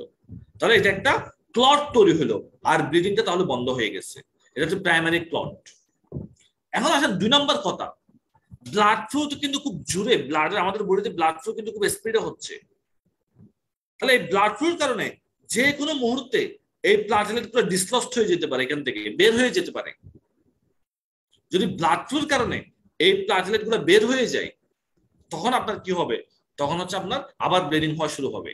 কিন্তু আমাদের বডির মেকানিজম এত দুর্বল না, তারা কি করে না, এখানে আরো প্রলেপ দিতে হবে। এই ক্লটটার উপরে আমরা যে সৈন্য সামন্ত যে পাহারা দিচ্ছি, এখানে আরো বেশি টাইট পাহারা দিতে হবে। তখন সেই টাইট পাহারা দেওয়ার জন্য তারা এখানে একটা প্রলেপ লাগায়।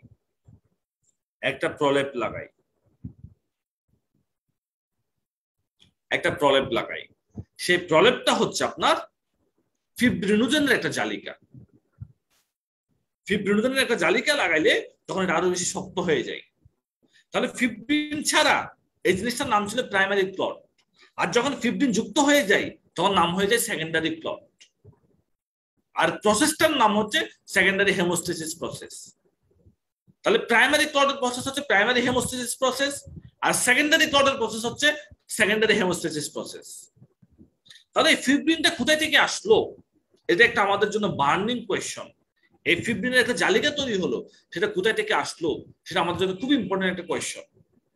সেটা আমাদের জানতে হবে। কারণ দেখেন, যদি ফিব্রিনটা না থাকে তাহলেও তার ব্লিডিং হতে থাকবে, কারণ ব্লাড ফ্লো হয়ে প্লাটিলেটকে ডিসলস করে দিতে পারে। তাহলে সেই কারণে ব্লিডিং হতে থাকবে পেশেন্টের। তাহলে ফিব্রিনটা কোথা থেকে আসে সেটা আমাদের জানতে হবে। সেটা আমাদের জানার জন্য আমাদের কোয়াগুলেশন পাথওয়েটা খুব সংক্ষেপে একটু আমাদের আইডিয়া লাগবে। আমরা নরমালি এগুলো হচ্ছে ফিজিওলজিতে আমাদের হচ্ছে ফার্স্ট ইয়ারে কোয়াগুলেশন পাথওয়ে এক্সট্রিনসিক পাথওয়ে বা ইন্ট্রিনসিক পাথওয়ে আমাদেরকে আমাদের স্যার ম্যাডামরা পড়িয়েছে, আইটেমও নিয়েছে।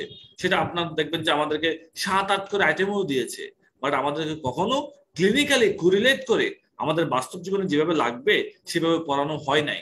ঠিক আছে, তাহলে আমরা দেখবেন আমরা সব সময় আইটেমে ভালো করি, প্রফে প্লেস করি, বাট পেশেন্ট ম্যানেজমেন্ট করতে যাওয়ার সময় আমরা ব্লাইন্ড হয়ে যাই। পেশেন্টের সামনে, রোগীর সামনে আমরা ব্লাইন্ড হয়ে যাই। ঠিক আছে, তাহলে আমরা জানবো অল্প, সেটা সলিড জানবো, সেটা আমরা পেশেন্ট রিলেটেড। আমি যেটা শিখবো এটা আমার রোগীর কাজে কিভাবে আমি অ্যাপ্লাই করতে পারবো সেটা আমার জানতে হবে, সেটা আমার জানতে হবে।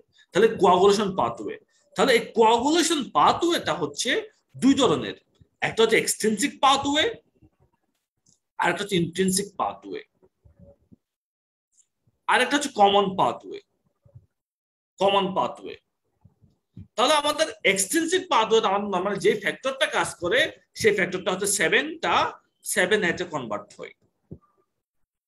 আর আমাদের ইন্ট্রিনসিক পাথওয়েতে যে ফ্যাক্টরটা কাজ করে নরমালি আমাদের ফ্যাক্টর 13, সেটা 13 কনভার্ট হয়। 13 কি করে 12-কে 12 নিয়ে আসে, 12 কি করে সেম ভাবে 9-কে 11, 12-11-কে 11 নিয়ে আসে, 11 কি করে 9-কে 9 কনভার্ট করে। তাহলে দেখেন আমাদের হচ্ছে এক্সট্রিনসিক পাথওয়েতে ফ্যাক্টর হচ্ছে 7, আর ইন্ট্রিনসিক পাথওয়েতে ফ্যাক্টর হচ্ছে 13, 12, 11, 9, 8 সাথে, এখানে 8টাও 8 হয়ে যায়। তাহলে এগুলো হচ্ছে ইন্ট্রিনসিক পাথওয়ের ফ্যাক্টর। যদি আপনাকে জিজ্ঞেস করে ইন্ট্রিনসিক পাথওয়েতে কোন কোন কোয়াগুলেশন ফ্যাক্টর কাজ করে, তাহলে আপনি বলবেন 13, 12, 11, 9, 8। এক্সট্রিনসিক পাথওয়ে কোনটা 7, 7 এখন আসলে কমন পাথওয়ে। কমন পাথওয়ের ফ্যাক্টর হচ্ছে আমাদের ব্লাডের কমন পাথওয়ের ফ্যাক্টর হচ্ছে 3টা। এই ওরা দুইজনই মিলে কমন পাথওয়েটা অ্যাক্টিভেট করে। সেটা কি কমন পাথওয়েটা হচ্ছে 10 এতে কনভার্ট হয়, তারপর 2 এর পরে 1, তাহলে 10 to 1 এই তিনটা হচ্ছে কমন পাথওয়ের ফ্যাক্টর। 7 এক্সট্রিনসিক পাথওয়ের ফ্যাক্টর, 13, 12, 11, 9, 8, 13, 12, 11, 9, 8 ইন্ট্রিনসিক পাথওয়ের ফ্যাক্টর। তাহলে এখন কেউ একটু আমাকে বলতে পারবেন এই যে 2 নম্বর ক্লটিং ফ্যাক্টরটার নাম কি?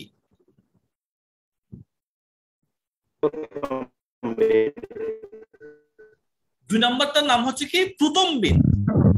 2 কনভার্ট হয়, এ মানে অ্যাক্টিভেটেড।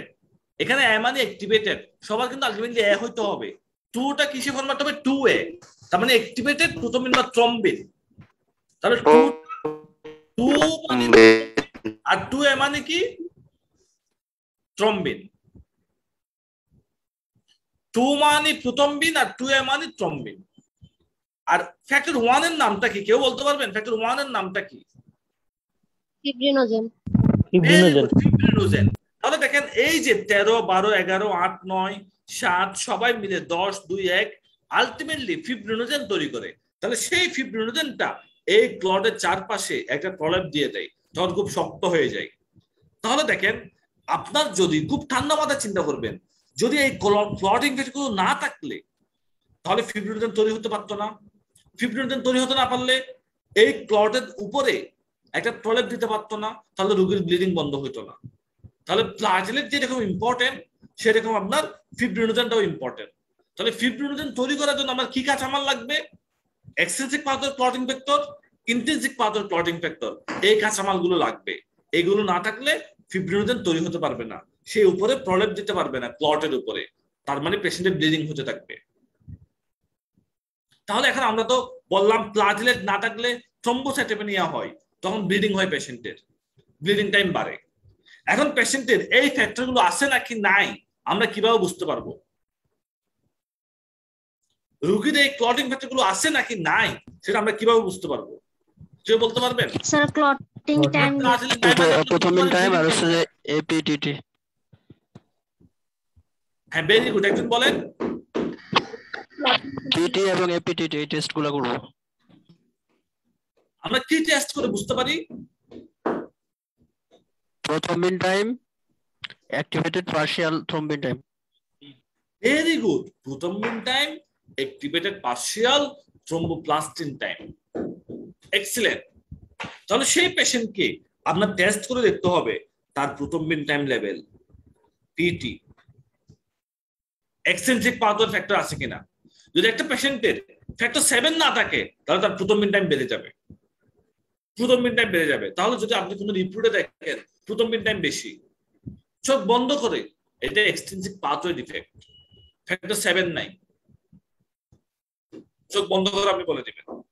আর যদি দেখেন আপনি তার এপিটিটি, এপিটিটি কিন্তু আরেকটা নাম ক্লটিং টাইম, এপিটিটির আরেকটা নাম clotting time, same clotting time. যদি এপিটিটি বেশি তাহলে আপনি চিন্তা করবেন চোখ বন্ধ করে 12, 11, 9, 8, 13 ডেফিসিয়েন্সি। এপিটিটি বেশি মানে 12, 11, 8, 9 ডেফিসিয়েন্সি, তার মানে এপিটিটি বেশি। এখন বলেন তো ফ্যাক্টর 8 ডেফিসিয়েন্সিতে কোন ডিজিজ হয় বলেন তো? ফ্যাক্টর 8 ডেফিসিয়েন্সিতে কোন ডিজিজ হয়? হিমোফিলিয়া। ফ্যাক্টর 8 ডেফিসিয়েন্সিতে কোনটা হয়? হিমোফিলিয়া। হিমোফিলিয়া। হেমোফিলিয়া। হেমোফিলিয়াতে আমি যখন ইয়েতে ছিলাম, এফসিপিএস ট্রেনিং করতেছিলাম ঢাকা মেডিকেলে, তখন ফাইনাল প্রপ হচ্ছিল, তখন একটা ইয়েকে জিজ্ঞেস করতেছিল, একটা একে জিজ্ঞেস করতেছিল আপনার, আচ্ছা বলো তো হেমোফিলিয়াতে কোন টাইমটা বাড়বে, হেমোফিলিয়াতে কোন টাইমটা বাড়বে, এটা জিজ্ঞেস করতেছিল। আচ্ছা বলো তো হেমোফিলিয়াতে কোন টাইমটা বাড়বে? স্যার ক্লটিং তখন সে বলছিল, আনসার দিছিল এপিটিটি বাড়বে, প্রোথ্রম্বিন টাইম বাড়বে। আনসার কি ঠিক আছে কিনা বলেন তো?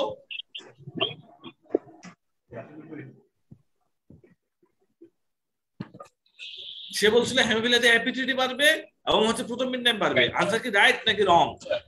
রং। রং। তাহলে হেমোফিলিয়াতে কোন টাইমটা বাড়বে? শুধুমাত্র ক্লটিং টাইম। ক্লটিং টাইম বা এপিটিটি। এপিটিটি। ক্লটিং টাইম বা কি বাড়বে? এপিটিটি। এপিটিটি। আর প্রোথ্রম্বিন টাইম কি রকম থাকবে? স্যার নরমাল থাকবে স্যার। নরমাল থাকবে, প্রোথ্রম্বিন টাইম নরমাল থাকবে, প্রোথ্রম্বিন টাইম নরমাল থাকবে, প্রোথ্রম্বিন টাইম নরমাল থাকবে। তাহলে দেখেন, আর যদি আপনি দেখেন আপনাকে বললো যে একটা পেশেন্টের ফ্যাক্টর 9 ডেফিসিয়েন্সি, তাহলে তার কোন টাইমটা বাড়বে? এপিটিটি। সেই ক্ষেত্রে হচ্ছে আপনার এপিটিটি। এখন যদি আপনি পরে দেখেন, যদি আপনাকে বলা হয় একটা পেশেন্টের factor 10 deficiency, common powder factor deficiency 10 বা 2 ডেফিসিয়েন্সি বা 1 ডেফিসিয়েন্সি, তার কোন টাইমটা বাড়বে? Sir prothrombin time. Common powder তো দুটাই বাড়বে, আচ্ছা প্রোথ্রম্বিন টাইম আর এপিটিটি। ঠিক আছে, তাহলে আমাদের মেসেজ ক্লিয়ার আপনাদের কাছে। একটা হচ্ছে যদি ফ্যাক্টর 7 ডেফিসিয়েন্সি হয় শুধুমাত্র প্রোথ্রম্বিন টাইম বাড়বে, আর যদি ফ্যাক্টর আপনার 13, 12, 11, 9, 8 সেগুলো ডেফিসিয়েন্সি হলে এপিটিটি বাড়বে। আর যদি শুধু আপনার 10, 2 কমন কোয়াগুলেশন ফ্যাক্টরের ডেফিসিয়েন্সি হয় তাহলে পিটি এপিটিটি দুটাই বাড়বে। ক্লিয়ার কথা? এটা হচ্ছে আমাদের জানতে হবে, দুটাই বাড়বে। যদি আপনাকে দেখে একটা পেশেন্টের ফিব্রিনোজেন নাই, কনজেনিটালি ফিব্রিনোজেন ডেফিসিয়েন্সি, আপনাকে বলবো তার কোন টাইমটা বাড়বে? Bleeding time, prothrombin time, APTT, কোনটা বাড়বে? কোন দুটা বাড়বে বলুন তো? ফিব্রিনোজেন মানে 1 নাম্বার ক্লটিং ফ্যাক্টর, কোন টাইমটা বাড়বে? প্রোথ্রম্বিন টাইম আর activated partial thromboplastin time. Prothrombin, very good, prothrombin time আর এপিটিটি। তাহলে দেখেন আমাদের মেসেজ ক্লিয়ার। আমরা আলাপ করলাম একটা পেশেন্টের হেমোস্ট্যাসিস হয় কিভাবে। প্রথমে প্লাটিলেট তার সৈন্য সামন্ত নিয়ে বন নির্মাণ ফ্যাক্টর কোলাজেন নিয়ে একটা ক্লট তৈরি করে, এটা হচ্ছে প্রাইমারি ক্লট। এই প্রাইমারি ক্লট কখন হতে পারবে না? যদি কারো থ্রম্বোসাইটোপেনিয়া থাকে, তাহলে সেটা আমরা কি টেস্ট দ্বারা বুঝতে পারবো? সেটা আমরা ব্লিডিং টাইম দ্বারা বুঝতে পারবো। তাহলে যদি আমরা দেখি একটা পেশেন্টের ব্লিডিং টাইম বেশি, একটা পেশেন্টের ব্লিডিং টাইম বেশি, তখন আমরা বলবো হচ্ছে তার থ্রম্বোসাইটোপেনিয়া আছে। তার থ্রম্বোসাইটোপেনিয়া আছে। যদি আমরা দেখি কোনো টেস্টে একটা পেশেন্টের থ্রোম্বিন টাইম বেশি, তখন আমরা বুঝবো হচ্ছে তার ফ্যাক্টর 7 ডেফিসিয়েন্সি। যদি আমরা দেখি তার এপিটিটি বেশি, তখন আমরা বলবো তার 13, 12, 11, 9, 8 ডেফিসিয়েন্সি। তাহলে সেই ফ্যাক্টর দিয়ে ট্রিটমেন্ট করতে হবে। আর যদি আমরা দেখি কারো থ্রোম্বিন টাইম আর এপিটিটি দুটোই বেশি, তারপরে তার কমন পাথওয়ে ডেফিসিয়েন্সি, তার মানে 10, 2, 1 ডেফিসিয়েন্সি। এটা আমাদের মনে রাখতে হবে। তাহলে দেখেন, এই জন্য যদি একটা পেশেন্ট আপনার কাছে নিয়ে আসে জয়েন্ট ব্লিডিং, সেখানে আপনি দেখলেন যে তার শুধুমাত্র থ্রোম্বিন টাইম বেশি, তাহলে আপনি চিন্তা করবেন তার ফ্যাক্টর 7 ডেফিসিয়েন্সি। জয়েন্ট ব্লিডিং শুধুমাত্র এপিটিটি বেশি, তাহলে আপনি 13, 12, 11, 9, 8 এগুলো ডেফিসিয়েন্সি। মেইনলি 8 আর 9 ডেফিসিয়েন্সি হয় হেমোফিলিয়া এ এন্ড বি। তাহলে এই জিনিসগুলো আমাদের একটু মাথায় রাখতে হবে, কারণ এগুলো হচ্ছে আমাদের পরীক্ষার জন্য খুব ইম্পর্টেন্ট। আমাদের পরীক্ষার জন্য খুব ইম্পর্টেন্ট। আপনাদেরকে একটা যদি পরীক্ষা এরকম কোয়েশ্চেন দেয়, আপনাকে যদি একটা পেশেন্ট যদি আপনার হচ্ছে নরমালি অসুবিধা আপনাদের থাকে শুধুমাত্র এপিটিটি বেশি, থ্রোম্বিন টাইম নরমাল, ডায়াগনোসিস কি হবে? হেমোফিলিয়া। দুটাই বেশি, থ্রোম্বিন টাইম আর এপিটিটি, তাহলে কমন পাথওয়ে ডেফিসিয়েন্সি, 10, 2, 1 ডেফিসিয়েন্সি। তাহলে সেটা একটু আমাদের জানতে হবে, তাহলে এটা হচ্ছে আমাদের হেমোস্টেসিস। এটা হচ্ছে আমাদের হেমোস্টেসিস। আমরা যদি ডেভিডসনে যাই এখন, আসেন।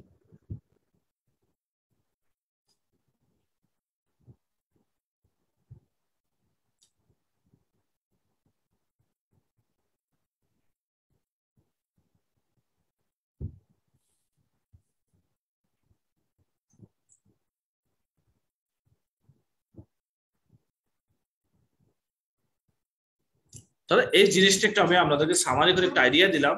আমাদের পিটি এপিটিটি আপনারা জাস্ট এই জিনিসটা একটু একবার দেখে নেবেন, এই clotting pathway, extensive pathway, intensive pathway, common pathway, আর কোনটাতে কোন টাইমটা বাড়ে, এটা আপনারা দেখে নেবেন। দেখে নিলে মোটামুটি হয়ে যাবে। আমি জাস্ট আপনাদের একটু আইডিয়া দিয়ে দিছি। এখন আসলে এটা একটু লাগবে পিবিএফ।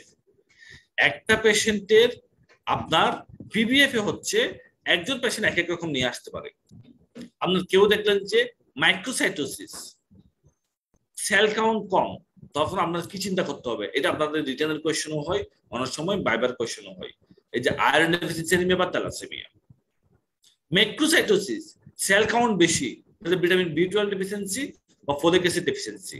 হাইপোথাইরয়েডিজম আপনার হচ্ছে, তারপর ড্রাগের মধ্যে জিডোপ্রোটিন, ট্রাইমেথোপ্রিন, এগুলো হচ্ছে ভিটামিন বি12 ডেফিসিয়েন্সি হতে পারে। টার্গেট সেল মানে দেখেন সি নাম্বারে এই সেন্ট্রালি একটা প্যালোড সেল আছে, এটা হচ্ছে টার্গেট সেল। এই টার্গেট সেলের কজ হচ্ছে mainly liver disease, thalassaemia, postsplenectomy, haemoglobin C disease. Spherocyte কোন সেন্ট্রাল প্যালোড নাই, দেখেন ডি নাম্বারে দেখেন সব সেলের মধ্যে কোনো সেন্ট্রাল প্যালোডই নাই, তাহলে এটা হচ্ছে আপনার স্পিরোসাইট। আর সেন্ট্রাল প্যালোডে যদি হিমোগ্লোবিনাইজেশন থাকে, মাঝখানে একটা চোখের মতো থাকে, টার্গেট সেল। এই স্পিরোসাইটের কজ হচ্ছে অটোইমিউন হেমোলাইটিক অ্যানিমিয়া অথবা হেরিডিটারি স্পিরোসাইটোসিস। রেড সেল পিগমেন্টেড, এটাকে বলা হয় ইন্ট্রাভাস্কুলার হেমোলাইসিস। ব্লাড ভেসেলের ভিতরে আরবিসি ডিস্ট্রাকশন হচ্ছে, আরবিসি গুলো ভাঙ্গা টুকরা। আপনি দেখলেন যে একটা পেশেন্টের পিবিএফ রিপোর্টে আরবিসি গুলো ভাঙ্গা টুকরা, তাহলে এটা হচ্ছে আপনার ফ্র্যাগমেন্টেড আরবিসি। এই ফ্র্যাগমেন্টেড আরবিসির কজ কি? Haemolytic uraemic syndrome, TTP, thrombotic thrombocytopenic purpura, DIC. এই তিনটা কজ হচ্ছে আপনার red cell fragmentation, microangiopathic haemolytic অ্যানিমিয়ার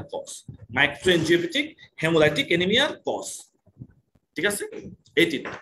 এই তিনটা কজ একটু আমাদের মনে রাখতে হবে। কেউ বলতে পারবেন হেমোলাইটিক ইউরিমিক সিনড্রোম মানে কি থাকে? তিনটা জিনিস থাকে। ফাহমিদুর শামা বলেন। ব্লিডিং টাইম কোয়ালিটি, হ্যাঁ, যে কেউ একজন বলেন। ব্লিডিং টাইম, প্রথমের টাইম, এপিটিটি, তিনটাই বাড়বে এখানে হেমোলাইটিক ইউরিমিক সিনড্রোমে। হ্যাঁ, কাছাকাছি। হেমোলাইটিক ইউরিমিক সিনড্রোমের ক্লিনিক্যাল ফিচার হচ্ছে, পাশে একটু লিখে রাখেন। 1 নাম্বার হচ্ছে হেমোলাইটিক অ্যানিমিয়া, 2 নাম্বার হচ্ছে রেনাল ফেলিওর, 3 নাম্বার হচ্ছে thrombocytopenia. Haemolytic anaemia, renal failure, thrombocytopenia. Haemolytic anaemia due to intravascular haemolysis. এখন আমাকে কেউ বলবেন এই হেমোলাইটিক ইউরিমিক সিনড্রোমে কোন টাইমটা বাড়বে? ব্লিডিং টাইম, থ্রোম্বিন টাইম আর এপিটিটি, তিনটার মধ্যে কোন টাইমটা বাড়বে? এখানে তিনটা features, haemolytic anaemia, renal failure, thrombocytopenia. তাহলে কোন টাইমটা বাড়বে? এখানে ব্লিডিং টাইম। Very good. এখানে বাড়বে কি? তাহলে আমাদের ব্লিডিং টাইম। আর কোন দুইটা টাইম নরমাল থাকবে? এপিটিটি APTT আর কোয়াগুলেশন। কোন দুইটা টাইম নরমাল থাকবে? প্রথ্রম্বিন টাইম আর এপিটিটি। ভেরি গুড, প্রথম্বিন টাইম আর এপিজিটি নরমাল থাকবে। প্রথম্বিন টাইম আর এপিজিটি নরমাল থাকবে, ঠিক আছে? প্রথম্বিন টাইম আর এপিজিটি নরমাল থাকবে। প্রথম্বিন টাইম আর এপিজিটি নরমাল থাকবে, খুব ইম্পর্টেন্ট, কারণ এখানে তো আমরা কোয়াগুলেশন ফ্যাক্টরের কথা বলি নাই, শুধু থ্রম্বোসাইটোপেনিয়া, সেজন্য ব্লিডিং টাইম বেশি থাকবে। এরপর আসেন নিউক্লিয়েটেড আরবিসি। নরমালি আরবিসি হচ্ছে নিউক্লিয়েটেড থাকে না, নরমালি আরবিসি হচ্ছে নিউক্লিয়েটেড থাকে না। সে আরবিসিতে দেখবেন যে আপনি হচ্ছে যদি নিউক্লিয়েটেড থাকে তখন আমরা মেজর ইনফিল্ট্রেশন, মাইলোফাইব্রোসিস এই কজগুলো চিন্তা করি। আর হাওয়েল জলি বডির একটাই কজ, পোস্ট স্প্লেনেক্টমি। হাওয়েল জলি মানে বডি মানে হচ্ছে আপনার এই যে দেখেন জি নাম্বারে ওই যে একটু কালো করে একটা ব্লু করে একটা হিমোগ্লোবিনাইজেশন হচ্ছে, যেটা হাওয়েল জলি বডি। এটা হচ্ছে পোস্ট স্প্লেনেক্টমির কন্ডিশন। তারপর আসেন, এরপর আরেকটা দেওয়া আছে বেসিফিলিক স্টিপলিং। বেসিফিলিক স্টিপলিং হচ্ছে ল্যাড পয়জনিং এ পাওয়া যায়। তাহলে এই পিবিএফ টা একটু আমাদের মনে রাখতে হবে। আরেকটা পিবিএফ একটা লিখে রাখবেন এখানে, টিয়ার ড্রপ সেল। এটা আপনাদের কাজে লাগবে পরে, টিয়ার ড্রপ সেল। সেই টিয়ার ড্রপ সেলটা পাওয়া যায় হচ্ছে আপনার ইয়েতে, টিয়ার ড্রপ সেল। সেই টিয়ার ড্রপ সেলটা পাওয়া যায় মায়োলোফাইব্রোসিসে। এটা মনে রাখতে হবে একটু। এখন আসেন আমরা কয়েকটা কোয়েশ্চন দেখি, আপনি একটু পারেন কিনা দেখি। আমরা কয়েকটা কোয়েশ্চন দেখি।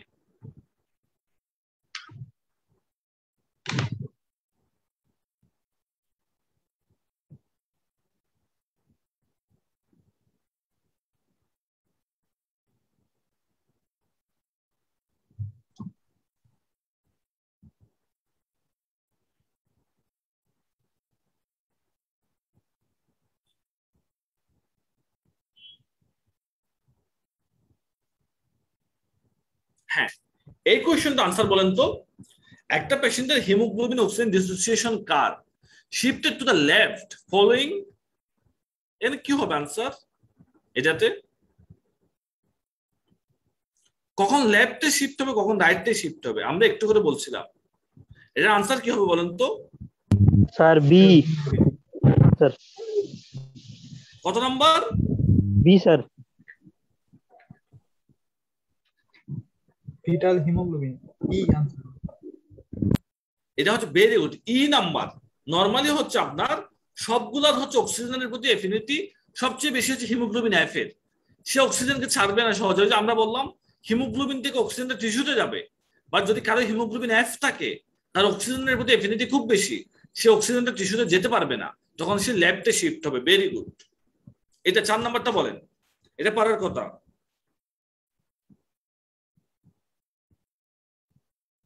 4 নাম্বারটা বলেন তো। 1B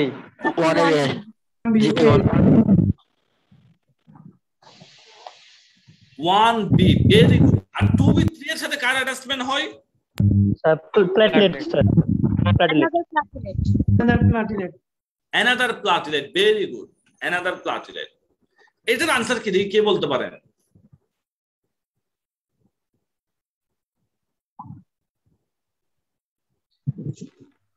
হাওয়েল Jolly body. এটা কি হবে answer? হাওয়েল Jolly হাওয়েল Jolly body. Very good, হাওয়েল Jolly body. আচ্ছা বলেন তো, এই যে আমরা বেসিফিলিক স্টিপলিং কখন পাই? লেড পয়জনিং এ। লেড পয়জনিং এ। আমরা টিয়ার ড্রপ সেল কখন পাই? মাইলোফাইব্রোসিস। মাইলোফাইব্রোসিস। Very good. তাহলে আসেন আমরা এখন একটু ডেভিডসন দেখি। ডেভিডসন আর কয়েকটা জিনিস দেখি আমরা। আমাদের হচ্ছে কোয়েশ্চন দেখে দেখে যখন আমরা পড়বো, সে পড়াশোনাটা হচ্ছে আমাদের কাছে রেসিডুয়াল হবে, আমাদের জিনিসটা হচ্ছে মনে থাকবে। না হয় জিনিসটা অনেক সময় রিক্যাপচুলেট করা খুব কঠিন, মনে রাখা খুব কঠিন। তাহলে দেখেন এখানে আছে ইনভেস্টিগেশন অফ থ্রম্বোফিলিয়া।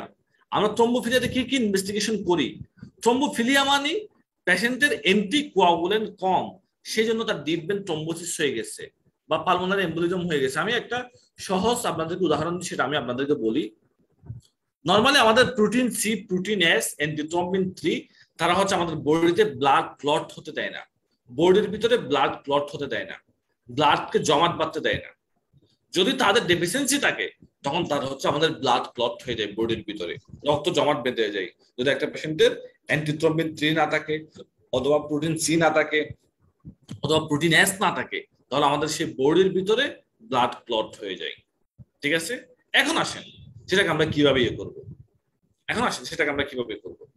যদি দেখবেন আপনি, আমি যখন ইন্টার্নি করতেছি তখন একটা বাচ্চা ছেলে ছিল, সেই ছেলেটা দেখলাম আপনার হচ্ছে ডান পা পুরো ফুলা, ডিপ ভেন থ্রম্বোসিস ডান পায়ে, এবং তার হচ্ছে এক্স-রেতে একটা পালমোনারি এম্বোলিজমের সাইন, ক্রনিক পালমোনারি এম্বোলিজমের সাইন।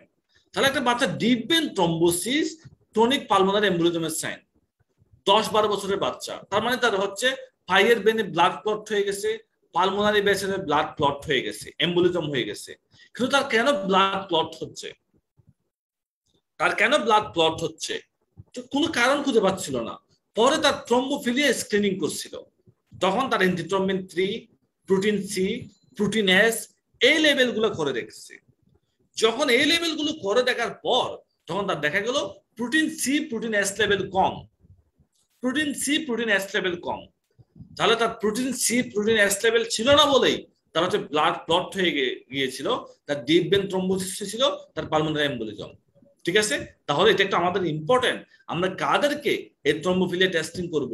যাদের হচ্ছে যেমন 45 বছরের আগে অল্প বয়সে ডিপ ভেন থ্রম্বোসিস, বা family history of deep vein thrombosis, এরকম কন্ডিশন গুলো থাকবে। যদি কোনো পেশেন্ট, তখন আপনার এই বারবার তাদেরকে থ্রম্বোফিলিয়া টেস্টিং করে দেখতে হবে, কারণ না তার ডিপ ভেন থ্রম্বোসিস কেন হচ্ছে, এটা থ্রম্বোফিলিয়া টেস্টিংটা আমাদের করে দেখতে হবে। এখন আসেন আমরা একটু ইয়ে নিয়ে আলাপ করবো, হাই হিমোগ্লোবিন পলিসাইথেমিয়া নিয়ে আলাপ করবো। পলিসাইথেমিয়াটা খুব ইম্পর্টেন্ট। নরমালি হিমোগ্লোবিন লেভেল যখন বেড়ে যায় এটাকে আমরা পলিসাইথেমিয়া বলি। হিমোগ্লোবিন লেভেল যখন বেড়ে যায় তখন এটাকে আমরা পলিসাইথেমিয়া বলি। দেখেন, এটা কোনো 0.52 বেশি হতে পারে মেলের ক্ষেত্রে, আর ফিমেলের ক্ষেত্রে 0.48 এর বেশি হতে পারে ফর মোর দেন 2 মান্থ, তখন সেটাকে আমরা বলি পলিসাইথেমিয়া। হাই হিমোগ্লোবিন লেভেল, সেটাকে আমরা বলি হচ্ছে আপনার পলিসাইথেমিয়া। এই পলিসাইথেমিয়া আপনি যদি দেখেন, আপনার আমি একটা বাচ্চা পেশেন্ট পেয়েছিলাম, বাচ্চা না, আপনার বয়স হয়তো 12-13 বছর হবে। সে বললো, তার রিপোর্ট দেখলাম, সিবিসি রিপোর্ট, তার সবকিছু ঠিক আছে, তার কোনো সমস্যা নাই, তার শুধু হিমোগ্লোবিনে দেখলাম হিমোগ্লোবিন 18। কারণ কি কেউ বলতে পারবেন?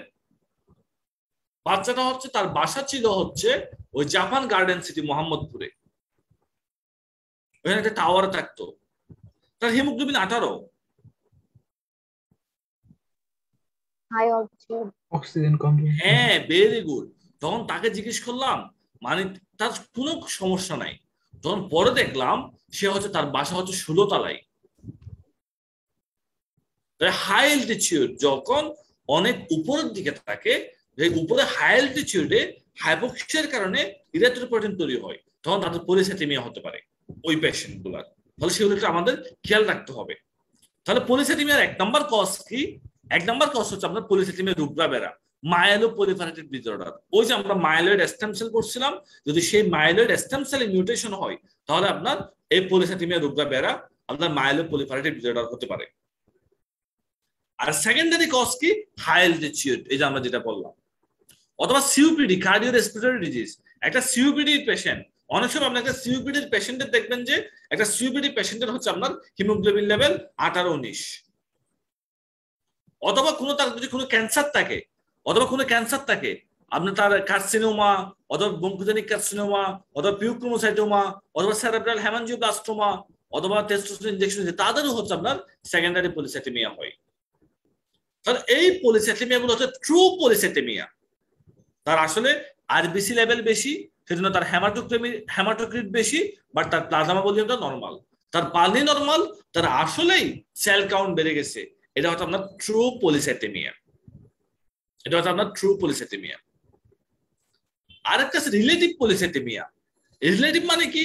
আপনার বডিতে প্লাজমা ভলিউম কম, পানি কম, কিন্তু আপনার মনে হচ্ছে পানির তুলনায় আরবিসি হেমাটোক্রিট কনসেন্ট্রেশন বেশি। এটা হচ্ছে আপনার রিলেটিভ পলিসাইথেমিয়া।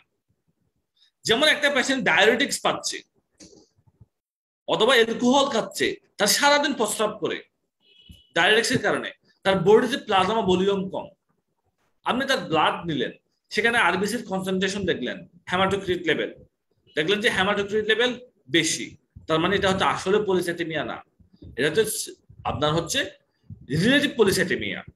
যেহেতু তার প্লাজমা ভলিউম কম, সেই তুলনায় তার সেল কাউন্ট বেশি মনে হচ্ছে, তাহলে সে ভয় পাওয়ার কোনো কারণ নাই। যেমন আমাদের অনেক হাইপারটেনশনের পেশেন্ট, তারা ডায়াবেটিক্স খায়, অথবা স্মোকিং এর পেশেন্ট, অথবা অ্যালকোহলিক পেশেন্ট, তাদের দেখবেন যে হিমোগ্লোবিন একটু 17-18, তাহলে 16, ধর আপনার বলা যাবে না আপনার হচ্ছে পলিসাইথেমিয়া হয়েছে মনে হয়, আপনার তো রক্ত হিমোগ্লোবিন বেশি, তখন আপনার চিন্তা করতে হবে এ কি কোনো হাই অ্যালটিটিউডে থাকে, সে কি কোনো স্মোকিং করে, সে কোনো অ্যালকোহলিক, সে কোনো ডায়াবেটিক্স নেই, এই কারণে তার পলিসাইথেমিয়া হিমোগ্লোবিন লেভেল বাড়তে পারে। তাহলে সেই চিন্তাগুলো আমাদের সব সময় মাথায় রাখতে হবে, সেই চিন্তাগুলো আমাদের সবসময় মাথায় রাখতে হবে। তাহলে আসেন এখানে এই বক্সে আমরা আগে আলাপ করেছি, যদি নিউট্রোফিল কাউন্ট বাড়ে তাহলে সেটা হচ্ছে আপনার ব্যাকটেরিয়াল ইনফেকশনের কারণে। মেইনলি একটাই মনে রাখবেন, অনেক দেওয়া আছে, একটাই মনে রাখবেন, ব্যাকটেরিয়াল ইনফেকশন নিউট্রোফিল কাউন্ট বাড়ে। আর নিউট্রোপেনিয়া কাউন্ট বাড়ে দুইটা কারণ মনে রাখবেন, একটা হচ্ছে কেমোথেরাপি, দুই নম্বর হচ্ছে blood cancer, leukaemia, chemotherapy and leukaemia. এরপর আপনি সালমোনেলা, অ্যালকোহল এগুলো মনে রাখতে পারলে পারেন। ইউসিনোফিল কাউন্ট বেড়ে যায়, সেটা হচ্ছে আপনার অ্যালার্জি, অ্যাজমা, এগুলোতে হচ্ছে প্যারাসাইট, এগুলো হচ্ছে ইউসিনোফিল কাউন্ট বাড়ে। এই তিনটা কথা আমাদের একটু মনে রাখতে হবে, অ্যালার্জি, অ্যাজমা, প্যারাসাইট, এগুলো হচ্ছে ইউসিনোফিল কাউন্ট বাড়ে, ইউসিনোফিল কাউন্ট বাড়ে। নিউট্রোপেনিয়া করে এরকম কিছু ড্রাগ আছে, এটা একটু আমাদের খুব ইম্পর্টেন্ট, এটা একদম প্র্যাকটিক্যাল এই জিনিসটা।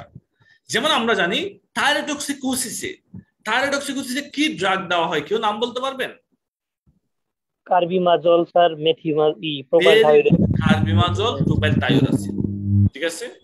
আমি যখন এফসিপিএস ট্রেনিং করতেছি, সেই অবস্থায় একটা লোক আসছিল 40 থেকে 45, তার হচ্ছে হাই গ্রেড ফিভার। যখন পেশেন্ট হিস্ট্রি দিচ্ছে, তার হচ্ছে 6 মাস আগে থাইরয়েডক্সিকোসিস ডায়াগনোসিস হয়েছিল, সেই জন্য একজন ডায়াবেটিস এন্ডোক্রাইনোলজিস্ট তাকে হচ্ছে আপনার কার্বিমাজল দিচ্ছে। কার্বিমাজল দেওয়ার পরে লাস্ট 1 মাস সে ভালো ছিল, হঠাৎ করে লাস্ট 2-3 দিন ধরে তার হাই গ্রেড ফিভার। সে লোকাল ডাক্তারের কাছে দেখাইছে, সেই ডাক্তার হচ্ছে তাকে অ্যান্টিবায়োটিক দিছে, সেফট্রাইজোন, কিন্তু তার জ্বর কমে নাই, আজকে 3 দিন জ্বর কমে নাই। তখন সে হাসপাতাল আসলো, হাসপাতালে আসা দেখার পর দেখা গেল যে তার নিউট্রোফিল কাউন্ট হচ্ছে আপনার 900 না 800, তার মানে কমে গেছে, তার নিউট্রোফিলিয়া হয়ে গেছে। তাহলে নিউট্রোপেনিয়া কেন হয়ে গেছে? কার্বিমাজল ইনডিউসড। তাহলে আপনি যদি কার্বিমাজলটা বন্ধ না করে তাকে যদি আপনি অ্যান্টিবায়োটিক সারাদিনও দেন, তাহলে তার এই জ্বর কমবে না, পেশেন্টটা মারা যাবে। সেজন্য লাইফ সেভিং আপনার জিজ্ঞেস করতে হবে আপনি কি কোনো মেডিসিন খাচ্ছেন কিনা, সাথে সাথে কার্বিমাজলটা বন্ধ করে অ্যান্টিবায়োটিক দিতে হবে। ওই পেশেন্টটাকে কার্বিমাজলটা বন্ধ করার পরে সাথে সাথে একটা ব্রড স্পেকট্রাম অ্যান্টিবায়োটিক দেওয়া হয়েছে। ব্রড স্পেকট্রাম অ্যান্টিবায়োটিক দেওয়ার পরে সেই পেশেন্টটা হচ্ছে আপনার তার নিউট্রোফিল কাউন্টও বাড়ছে, তারপর সাথে সাথে হচ্ছে পেশেন্টের জ্বরটাও কমছে। তাহলে আমাদের মনে রাখতে হবে কিছু ড্রাগ আছে যারা হচ্ছে নিউট্রোফিল কাউন্ট কমায় দেয়। তার মধ্যে কমন হচ্ছে আমি যেগুলো দাগায় রাখছি, গোল্ড, পেনিসিলামিন, কার্বিমাজল, প্রোপাইলথায়োরেসিল, ফিনাইটোইন, ঠিক আছে, সালফোনামাইড, এরা হচ্ছে নিউট্রোফিল কাউন্ট কমায় দেয়। তাহলে এই জন্য পেশেন্টের সাথে কথা বলা, তার হিস্ট্রি নেওয়া আমাদের জন্য খুব ইম্পর্টেন্ট ট্রিটমেন্ট দেওয়ার আগে। এখন আসেন লিম্ফেডেনোপ্যাথি, এটা আপনাকে অবশ্যই জিজ্ঞেস করবে, এটা আপনাকে শর্ট কেসে জিজ্ঞেস করবে, এটা আপনাকে বাইবাতে জিজ্ঞেস করবে। একটা লিম্ফ এক্সামিনেশন করে একটা লিম্ফেডেনোপ্যাথি পেলা, লিম্ফেডেনোপ্যাথির কজ কি, লিম্ফেডেনোপ্যাথির কজ কি, এটা আপনাকে জিজ্ঞেস করবে। অথবা আপনার লং কেসে জিজ্ঞেস করবে, বাইবাতে জিজ্ঞেস করবে, শর্ট কেসে জিজ্ঞেস করবে লিম্ফেডেনোপ্যাথির কজ কি। তাহলে লিম্ফেডেনোপ্যাথির কজ যদি আপনি ব্রড হেডলাইনে বলেন, 4টা কজ আপনার বলতে হবে। একটা infective cause, neoplastic cause, connective tissue disease, sarcoidosis. তাহলে ইনফেক্টিভ কজে মেইনলি যদি ইনফেক্টিভ কজ হয়, সেক্ষেত্রে আমাদের স্ট্রেপ্টোকক্কাল ইনফেকশন অথবা টিবি অথবা হচ্ছে আপনার এইগুলোতে হচ্ছে আমাদের লিম্ফেডেনোপ্যাথি হতে পারে। যেমন টনসিলাইটিস, স্ট্রেপ্টোকক্কাল টনসিলাইটিস, গলায় প্রথমে আপনি চিন্তা করবেন একটা রোগী যদি আপনার কাছে লিম্ফেডেনোপ্যাথি নিয়ে আসে, ইনফেকশন কিনা, এটা কোনো স্ট্রেপ্টোককাল ইনফেকশন কিনা, অথবা ইপেস্টাইন ভাইরাস ইনফেকশন কিনা, অথবা টিবি কিনা। ঠিক আছে, নরমাল ইনফেক্টিভ কজ গুলাতে টেন্ডার হয়, লিম্ফনোডেও ব্যথা থাকে, টেন্ডার থাকে। 2 number cause neoplastic cause, either এটা লিউকেমিয়া বা লিম্ফোমা, আইদার এটা লিউকেমিয়া বা লিম্ফোমা, এই দুইটা কজ আমাদের মনে রাখতে হবে। ইনফেক্টিভ কজ, নিউপ্লাস্টিক কজ 2 নম্বরে। তাহলে যদি আপনাকে বলে আচ্ছা বলো তো লিম্ফেডেনোপ্যাথির কজ কি, আপনার তখন বলবো স্যার এটা it's may be infective, streptococcal infection, tuberculosis or Epstein virus or neoplastic, lymphoma leukaemia অথবা সেকেন্ডারিজ, অথবা connective tissue disease RA SLE, rheumatoid arthritis SLE, এগুলোর ক্ষেত্রে হচ্ছে আপনার লিম্ফেডেনোপ্যাথি হতে পারে। তাহলে কজ অফ লিম্ফেডেনোপ্যাথি খুব ইম্পর্টেন্ট। আর সার্কোইডোসিস, অ্যামাইলোইডোসিস, ফেনাইটিন মনে রাখতে পারলে ভালো, খুব ইম্পর্টেন্ট আপনার জন্য। আপনার রিটেন, আপনার হচ্ছে ভাইভা, আপনার ওসপি, আপনার ক্লিনিক্যাল, একদম ট্রিপল স্টার দিয়ে মুখস্থ রাখবেন কজ অফ লিম্ফেডেনোপ্যাথি। এখন আসেন কজ অফ স্প্লেনোমেগালি, হাজার হাজার কজ দেওয়া আছে, এত কজ কিন্তু আমার পরীক্ষার হলে মনে রাখা যাবে না, এত কজ আমার পরীক্ষার হলে মনে রাখা যাবে না। আমি বলতেছি আপনারা একটু পাশে লিখে রাখেন। 1 নম্বর causes of hepatosplenomegaly, causes of hepatosplenomegaly,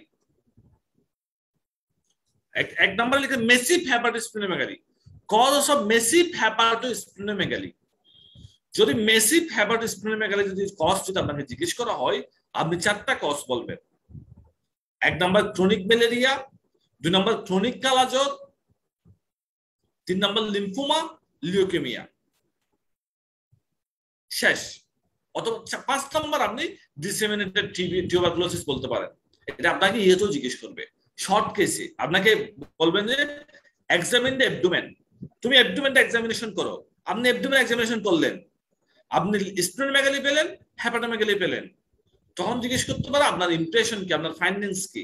আপনি ফাইন্ডিংস বর্ণনা করে বললেন, যখন হেপাটোস্প্লেনোমেগালি বললেন, তখন বলে হেপাটোস্প্লেনোমেগালি কি কারণে হতে পারে। তাহলে আপনি শুধু এই 5টা কজ চোখ বন্ধ করে মনে রাখবেন। 1 নাম্বার কি, 1 নাম্বার হচ্ছে আপনার ক্রনিক ম্যালেরিয়া, ক্রনিক কালাজ্বর, 2 নম্বর আপনার হচ্ছে তারপর হচ্ছে ক্রনিক মাইলয়েড লিউকেমিয়া, আর একটা হচ্ছে আপনার মাইলোপ্রলিফারেটিভ ডিসঅর্ডার। এই 4টা হচ্ছে আপনার মেসিভ স্প্লেনোমেগালি। আর স্প্লেনোমেগালি বলে আপনি লিম্ফোমা লিউকেমিয়া বলতে পারেন। যদি হেপাটোস্প্লেনোমেগালি এমনি বলে তাহলে আপনি ক্রনিক ম্যালেরিয়া, ক্রনিক কালাজ্বর, লিম্ফোমা লিউকেমিয়া। আর যদি আপনাকে স্পেসিফিক করে বলে মেসিভ স্প্লেনোমেগালি, সেক্ষেত্রে আপনি বলবেন ক্রনিক ম্যালেরিয়া, ক্রনিক কালাজ্বর, এই দুটো ঠিক থাকবে। ওই লিউকেমিয়ার ক্ষেত্রে স্পেসিফিক করে দিতে হবে ক্রনিক মাইলয়েড লিউকেমিয়া, আরেকটা হচ্ছে মাইলোফাইব্রোসিস, মাইলোফাইব্রোসিস। তাহলে খুব ইম্পর্টেন্ট। আমি 2টা কথা বললাম, একটা হচ্ছে হেপাটোস্প্লেনোমেগালির কজ, আর একটা হচ্ছে মেসিভ হেপাটোস্প্লেনোমেগালির কজ। তাহলে আমি আবার আনসারটা বলতেছি, হেপাটোস্প্লেনোমেগালির কজ হচ্ছে ক্রনিক ম্যালেরিয়া, ক্রনিক কালাজ্বর, লিম্ফোমা, লিউকেমিয়া, ডিসেমিনেটেড টিবি, এই 5টা কজ বলবেন বাস। যদি বলে কজ অফ মেসিভ হেপাটোস্প্লেনোমেগালি, তাহলে ক্রনিক ম্যালেরিয়া, ক্রনিক কালাজ্বর ঠিক থাকবে। আর এখানে 3 নম্বরে হবে ক্রনিক মাইলয়েড লিউকেমিয়া, আর 4 নম্বর হচ্ছে মাইলোফাইব্রোসিস, এই 4টা কজ। তাহলে এইভাবে আপনার এটা আনসার করতে হবে।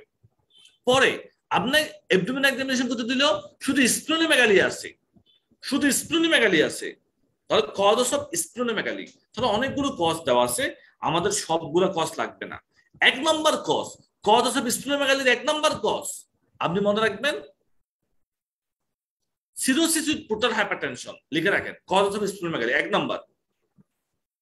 সিএলডি উইথ পোর্টাল হাইপারটেনশন 1 নম্বর। 2 নম্বর কজ ইনফেক্টিভ কজের মধ্যে সালমোনেলা, সালমোনেলা। 3 নম্বর ইনফেক্টিভ এন্ডোকার্ডাইটিস, ইনফেক্টিভ এন্ডোকার্ডাইটিস 3 নম্বর। 4 নম্বর হচ্ছে ম্যালেরিয়া, 5 নম্বর কালাজ্বর, 5 নম্বর কালাজ্বর, ঠিক আছে। তারপর 6 নম্বর হচ্ছে আপনার লিউকেমিয়া, লিম্ফোমা, টিউবারকুলোসিস।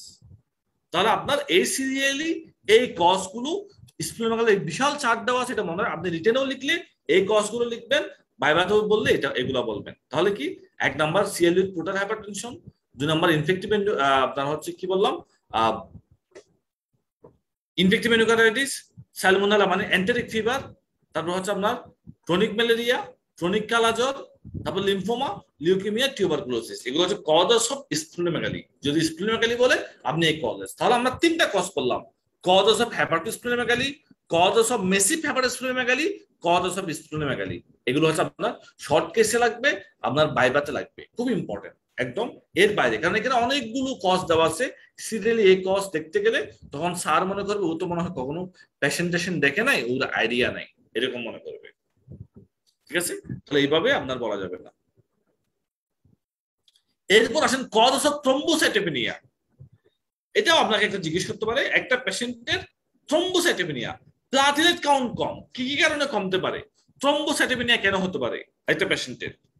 সেই থ্রম্বোসাইটোপেনিয়া কমের মোস্ট কমন কজ 1 নম্বরে আইটিপি, 1 নম্বরে আইটিপি, 1 নম্বরে আইটিপি, পাশে লিখে রাখবেন 1 নম্বরে আইটিপি, 2 নম্বরে লিউকেমিয়া, 3 নম্বরে হচ্ছে আপনার হেমোলাইটিক ইউরিমিক সিনড্রোম, 4 নম্বরে টিটিপি, থ্রম্বোটিক থ্রম্বোসাইটোপেনিক পারপুরা, 5 নম্বরে ডিআইসি। এই 5টা কজ আপনার আগে বলতে হবে বা লিখতে হবে যদি থ্রম্বোসাইটোপেনিয়ার কজ জিজ্ঞেস করে বা পরীক্ষার হলে আসে। তাহলে কি কি, 1 নম্বরে হচ্ছে আপনার আইটিপি, 2 নম্বরে লিউকেমিয়া, 3 নম্বরে হচ্ছে আপনার হেমোলাইটিক ইউরিমিক সিনড্রোম, 4 নম্বরে টিটিপি, থ্রম্বোটিক থ্রম্বোসাইটোপেনিক পারপুরা, 5 নম্বরে ডিআইসি, ডিসেমিনেটেড ইন্ট্রাভাস্কুলার কোয়াগুলেশন, 6 নম্বর হচ্ছে ড্রাগ কজ, ড্রাগ পেনকোমাইসিন, হ্যাপারিন। তাহলে যদি আপনি এই 6টা কজ যদি আপনি বলতে পারেন থ্রম্বোসাইটোপেনিয়ার, তাহলে আপনার বুঝে যাবে যে আপনি পড়াশোনা করছেন, আপনি জানেন।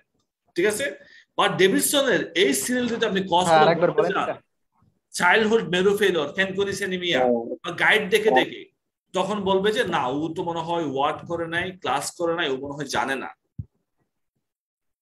তখন আপনার সম্পর্কে ইমপ্রেশন কজগুলো আরেকবার বলবেন একটু। হ্যাঁ, কজগুলো আমি আরেকবার বলি। থ্রম্বোসাইটোপেনিয়ার কজ 1 নম্বরে ITP, idiopathic thrombocytopenic purpura, ITP. 2 নম্বরে লিউকেমিয়া, 2 নম্বরে লিউকেমিয়া। 3 নম্বরে হেমোলাইটিক ইউরিমিক সিনড্রোম, হাস বলা হয়। 4 নম্বরে থ্রম্বোটিক থ্রম্বোসাইটোপেনিক পারপুরা। 5 নম্বরে ডিআইসি, ডিসেমিনেটেড ইন্ট্রাভাস্কুলার কোয়াগুলেশন। 6 নম্বরে ড্রাগ পেনকোমাইসিন, হ্যাপারিন। তাহলে যখন আপনি এই কজগুলো বলবেন বা এগুলো লিখবেন, তখন আপনার সম্পর্কে ইমপ্রেশনই চেঞ্জ হবে। না, ও তো কমন জিনিসগুলো যেগুলো হচ্ছে আসলে থ্রম্বোসাইটোপেনিয়া করে সেই জিনিসগুলো জানে। হ্যাঁ, নিচে হচ্ছে নরমালি এসএলই বা B cell malignancy, HIV infection, antiphospholipid antibody syndrome, এগুলো তো থ্রম্বোসাইটোপেনিয়া হয়। আমরা একটু তারপরেও একটু জেনে রাখবো। থ্রম্বোসাইটোসিস এটা খুব বেশি ইম্পর্টেন্ট না, এটা যদি আপনাদের এমসিকিউ হয় সেক্ষেত্রে লাগতে পারে। কজেস অফ থ্রম্বোসাইটোসিস জাস্ট একবার রিডিং দিবেন। একটা রিঅ্যাকটিভ থ্রম্বোসাইটোসিস, অ্যাকিউট আপনার ইনফেকশন, ম্যালিগন্যান্সি, অথবা হয়তো টিস্যু রিঅ্যাকশন, অথবা পোস্ট হেমোরেজ সেখানে বাড়তে পারে, অথবা ক্লোনাল থ্রম্বোসাইটোসিস। ক্লোনাল মানে বন্যর থেকে প্রোডাকশন হচ্ছে। থ্রম্বোসাইটেমিয়া, পলিসাইটেমিয়া, রুব্রাবেরা, সিএমএল, মাইলোফাইব্রোসিস, এগুলো হচ্ছে ক্লোনাল থ্রম্বোসাইটোসিস হয়। জাস্ট একবার এটা রিডিং দিবেন, জাস্ট একবার রিডিং দিবেন। আমি কিন্তু আপনাদের জন্য যেটা বেশি ইম্পর্টেন্ট সেটা খুব বেশি ইম্পর্টেন্টলি বলতেছি, সেটা আপনারা খুব জোর দিবেন। যেমন কজেস অফ প্যানসাইটোপেনিয়া খুবই ইম্পর্টেন্ট, আপনাদের জন্য জানতেই হবে, জানতেই হবে। তাহলে 1 নম্বর কজ হচ্ছে আপনার নরমালি ইডিওপ্যাথিক প্যানসাইটোপেনিয়ার 1 নম্বর কজ হচ্ছে ইডিওপ্যাথিক প্যানসাইটোপেনিয়া, ইডিওপ্যাথিক। ঠিক আছে, 2 নম্বর কজ হচ্ছে ড্রাগ, ওই যে উপর দেওয়া আছে বন্যরে ফেলরে ড্রাগ। 2 নম্বর কজ হচ্ছে ড্রাগ। সে ড্রাগ গুলো অনেক ধরনের ড্রাগ আছে, যেমন আপনার কেমোথেরাপিক ড্রাগ, অ্যাজাথ্রিওপিন, ক্লোরামফেনিকল, অ্যাজাথ্রিওপিন, কেমোথেরাপিক ড্রাগ, তারা হচ্ছে আপনার প্যানসাইটোপেনিয়া করতে পারে, অথবা ইডিওপ্যাথিক কারণেও প্যানসাইটোপেনিয়া হতে পারে। আর তারপর 3 নম্বর কজ হচ্ছে লিউকেমিয়া অথবা multiple myeloma lymphoma. Multiple myeloma, lymphoma. আর এরপরে দেওয়া আছে এইডস, এইচআইভি, মেগালোব্লাস্টিক অ্যানিমিয়া। তারপর হচ্ছে আপনার এসএলই, শেষেরটা হচ্ছে এসএলই। আর তিনটা কজ লিখে রাখেন এই বক্সেই। Viral hepatitis, pregnancy, viral hepatitis, pregnancy, radiotherapy. Viral hepatitis, pregnancy, radiotherapy. তাহলে একটা হচ্ছে ইডিওপ্যাথিক কজ, ড্রাগ কজ, ড্রাগের মধ্যে আপনার কেমোথেরাপিক ড্রাগ, তারপর হচ্ছে আপনার ক্লোরামফেনিকল, অ্যাজাথ্রিওপিন, এগুলো করতে পারে। আর লিউকেমিয়া, মায়োলোমা, লিম্ফোমা, প্যানসাইটোপেনিয়া করতে পারে, অথবা মেগালোব্লাস্টিক অ্যানিমিয়া, এইডস, অথবা এসএলই, অথবা হাইপারস্প্লেনিজম ইনফ্যান্টাইল হাইপারটেনশন, তারাও হচ্ছে আপনার প্যানসাইটোপেনিয়া করতে পারে। এক্সট্রা তিনটা লিখে রাখতে বলছি, ভাইরাল হেপাটাইটিস, প্রেগন্যান্সি, রেডিওথেরাপি। এটা হচ্ছে আপনার causes of pancytopenia, causes of pancytopenia. Normally আসেন আমরা blood component and their use. আমরা কি কি ব্লাড দিই পেশেন্টদের? আমরা নরমালি হচ্ছে রেড সেল কনসেন্ট্রেট দিই অ্যানিমিয়া থাকলে, থ্রম্বোসাইটোপেনিয়া থাকলে আমরা প্লাটিলেট দিই। আর যদি কোয়াগুলেশন ফ্যাক্টর ডেফিসিয়েন্সি থাকে সেক্ষেত্রে আমরা ফ্রেশ ফ্রোজেন প্লাজমা দিই। কোয়াগুলেশন ফ্যাক্টর ডেফিসিয়েন্সি থাকলে আমরা ফ্রেশ ফ্রোজেন প্লাজমা দিয়ে থাকি। আর যদি আপনার ক্রায়োপ্রিসিপিটেট আমরা কখন দিই? ক্রায়োপ্রিসিপিটেট দিই। নরমালি ক্রায়োপ্রিসিপিটেটে কি কি থাকে? তিনটা জিনিস থাকে, ফিব্রিনোজেন, ফ্যাক্টর 8, বন উইলব্যান ফ্যাক্টর। এই তিনটা জিনিস হচ্ছে ক্রায়োপ্রিসিপিটেটে থাকে। নরমালি আমরা যদি এই ফ্যাক্টর গুলো কম থাকে সেক্ষেত্রে আমরা পেশেন্টকে কোয়াগুলেশন ফ্যাক্টর গুলো দিই। এটা একটু আমাদের মনে রাখতে হবে। এরপর দেখেন আর একটা জিনিস থাকবে, আমরা কোনটা কত তাপমাত্রায় আমরা জমা রাখতে পারি। এটা নরমালি কেউ জিজ্ঞেস করলে আপনি বলতে পারেন মতো। রেড সেল আরবিসি আমরা 4 ডিগ্রি সেলসিয়াস তাপমাত্রায় 35 দিন। ফ্রেশ ফ্রোজেন প্লাজমা 6 মাস 36 মাস মতো রাখা যায়, বাট -30 ডিগ্রি সেলসিয়াস তাপমাত্রায়। আর প্লাটিলেট এটা হচ্ছে 22 ডিগ্রি সেলসিয়াস তাপমাত্রায় 5 দিন। তাহলে প্লাটিলেট সবচেয়ে কম রাখা যায়, বেশি দিন রাখা যাবে না। লোকজন জিজ্ঞেস করতে হচ্ছে আমার 10 দিন আগে একটা প্লাটিলেট ব্লাড ব্যাংকে আছে, এটাকে আমি দিতে পারবো কিনা? তখন আপনি বলবেন না, দিতে পারবেন না। যদি বলে 10 দিন আগে একটা আরবিসি আছে, আপনি বলবেন এটা দিতে পারবেন। ঠিক আছে? তাহলে এই জিনিসগুলো আমাদের একটু জানতে হবে। আমরা এই জন্য পেশেন্টদেরকে আমরা এটা ডেলিভারি দিতে পারবো, না জানলে ডেলিভারি দিতে পারবো না। এরপর আসেন, এটা একটু আমাদের জানতে হয়। এটা একটু করে আমি আপনাদেরকে খুব কঠিন করে বলবো না, খুব সংক্ষেপে বলবো। আপনারা সবাই ইতিমধ্যে দেখছেন ব্লাড দেওয়ার পরে ওয়ার্ডে অনেক হাসপাতালে রোগীরা ব্লাড ট্রান্সফিউশন হয়, ব্লাড নেয়। সেই ব্লাড নেওয়ার পরে রোগীদের মাল্টিপল সাইড ইফেক্ট হয় অনেক। কোনো রোগীর শুধুমাত্র জ্বর আসে, কোনো রোগীর শুধুমাত্র গা চুলকায়, আর কোনো কিছু না। রোগী দেখলেন যে ব্লাড দেওয়ার সাথে সাথে জ্বর চলে আসছে, আপনাকে জিজ্ঞেস করলো ডাক্তার সাহেব আমার রোগীতে ব্লাড দিলাম, জ্বর আসলো, আমি কি করব? এখন আপনি যখন দেখবেন অন্য কোনো সমস্যা আছে কিনা, সে বলতো না আর কোনো সমস্যা নেই, শুধু জ্বর, তাহলে বলবেন যে জ্বর, ব্লাডটা বন্ধ করে রাখেন, 2টা প্যারাসিটামল খাওয়ান, জ্বরটা কমলে আবার ব্লাডটা শুরু করবেন। কোনো অসুবিধা নাই, ভয় পাওয়ার কোনো চিন্তা নাই। ব্লাড দেওয়ার পরে এরকম হতে পারে। আর যদি আপনার জানা না থাকে তখন আপনার কি হবে?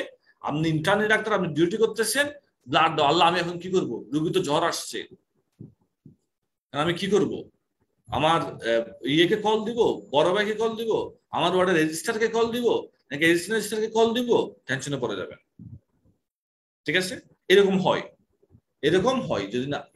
তারপর আসেন আপনার যদি রোগীর চুলকানি, ব্লাড দেওয়ার পর তার চুলকাচ্ছে, ইচিং, আর কোনো সমস্যা নাই, তখন আপনি রোগীকে একটা অ্যান্টিহিস্টামিন দিবেন, মাইল্ড পিউরিটিক র্যাশ, একটা অ্যান্টিহিস্টামিন দিবেন। সে বলবেন যে চিন্তা কোনো কারণ নাই, ব্লাড দিলে একটু চুলকাতে পারে, ব্লাড চলুক, আস্তে আস্তে চুলকানি কমে যাবে, মেসেজ ক্লিয়ার, কোনো ইয়ে নাই। বাট সমস্যাটা অন্য জায়গায়। আপনি ব্লাড দিলেন, সিভিয়ার অ্যালার্জিক রিঅ্যাকশন মানে ব্লাড দেওয়ার পরে রোগীর হচ্ছে ঠোঁটগুলা ফুলে লাল হয়ে গেছে, এটাকে এনজিওডিমা বলা হয়। তার ব্লাড প্রেশার কমে গেছে, তার পেটে ব্যথা, তার ঠোঁটগুলা ফুলে লাল হয়ে গেছে, তার ব্লাড প্রেশার কমে গেছে, তার অ্যাবডোমিনাল পেইন হয়ে গেছে রোগীকে ব্লাড দেওয়ার পরে। সাথে সাথে বলতে হবে এই ব্লাড আর দেওয়া যাবে না, এটা একটা মেডিকেল ইমার্জেন্সি মানে অ্যানাফাইল্যাক্সিস। সাথে সাথে ওই ব্লাড বন্ধ করে রোগীকে অক্সিজেন দিয়ে আপনি যেটা পারেন দুইটা জিনিস, দুইটা ড্রাগ মাস্ট দিতে হয়। একটা হচ্ছে অ্যাড্রেনালিন আর একটা স্টেরয়েড। একটা হচ্ছে adrenaline, IM adrenaline, severe allergic reaction থাকলে আইএম অ্যাড্রেনালিন আর একটা স্টেরয়েড।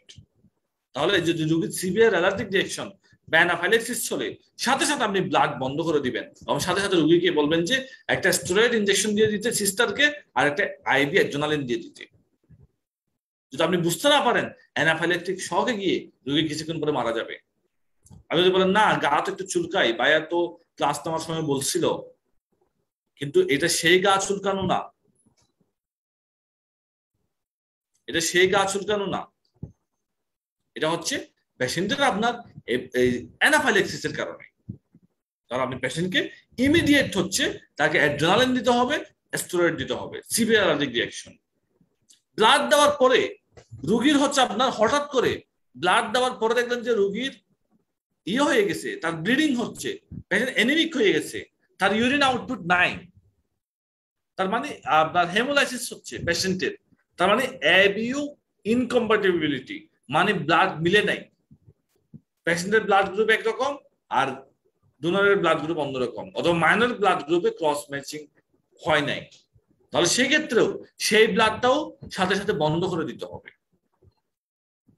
আবার যদি দেখেন যে ব্লাড দেওয়ার পরে হাই গ্রেড ফিভার পেশেন্টের, হাই গ্রেড ফিভার, জ্বর একদম 39 আপনার 104-3 এরকম জ্বর, হাই গ্রেড ফিভার ব্লাড দেওয়ার পরে আর অন্য কোনো সমস্যা নাই, তখন আমরা চিন্তা করতে হবে এই ব্লাডটা যেখানে রাখা ছিল সেখানে কন্টামিনেশন হয়েছে, ব্যাকটেরিয়াল কন্টামিনেশন হয়েছে, এই জন্য জ্বর আসছে, এই ব্লাড দেওয়া যাবে না, একটা ব্রড স্পেকট্রাম অ্যান্টিবায়োটিক দিতে হবে। তাহলে খুব ইম্পর্টেন্ট এই জিনিসগুলো, প্রত্যেকটা কথা আপনি যখন ডাক্তারি করবেন আপনি রোগীর এগুলো পেতে পারেন। আবার দেখলেন ব্লাড দেওয়ার পরে রোগীর হচ্ছে আপনি, তাহলে আপনি যদি ব্যাকটেরিয়াল ইনফেকশন হয় আপনি অ্যান্টিবায়োটিক দিবেন, আর যদি আপনার অ্যাবিউ ইনকম্প্যাটিবিলিটি হয় ব্লাডটা বন্ধ করে দিবেন। অ্যালার্জিক রিঅ্যাকশন হলে আমরা যেটা বললাম পেশেন্টকে আপনি একটা অ্যাড্রেনালিন দিবেন আর একটা হচ্ছে আপনি পেশেন্টকে স্টেরয়েড দিবেন। যদি ব্লাড দেওয়ার পরে রোগীর শ্বাসকষ্ট, আপনি ইন্টার্নি ডাক্তার ওই সকালবেলা হচ্ছে ডাক্তার ওয়ার্ডে রাউন্ডে বড় প্রফেসর ব্লাড দিয়ে চলে গেল, সাথে আপনাকে ইভিনিং ডিউটি দিয়ে তুমি একটু দেখো, 2-3 ঘন্টা পরে রোগীর লোক আসলো, 4-5 ঘন্টা পরে এসে বললো যে আমার রোগীর তো খুব শ্বাসকষ্ট, আমার রোগীর খুব শ্বাসকষ্ট, আপনি গিয়ে দেখলেন, ধর আমরা দুটা জিনিস দেখতে হবে, তার জেবিপি রেস্ট কিনা। যদি দেখেন আপনি জেবিপি রেস্ট, তখন আমরা চিন্তা করতে হবে তার ফ্লুইড ওভারলোডের কারণে। একটা মানুষকে দিনে 3 লিটারের বেশি ফ্লুইড পাওয়া যায় না, সে হয়তো আগে স্যালাইন পেয়েছে সারাদিন, এখন আবার ব্লাড পাচ্ছে, তার বডিতে ফ্লুইডের ওভারলোড হয়েছে, সেই জন্য তার লাংসেও ফ্লুইড ওভারলোড হয়ে তার শ্বাসকষ্ট হচ্ছে। আপনি তাকে ডায়াবেটিক্স ফুসামাইড দিয়ে সেটা কমাই দিতে হবে। যদি ব্লাড দেওয়ার পরে রোগীর শ্বাসকষ্ট বা জেবিপি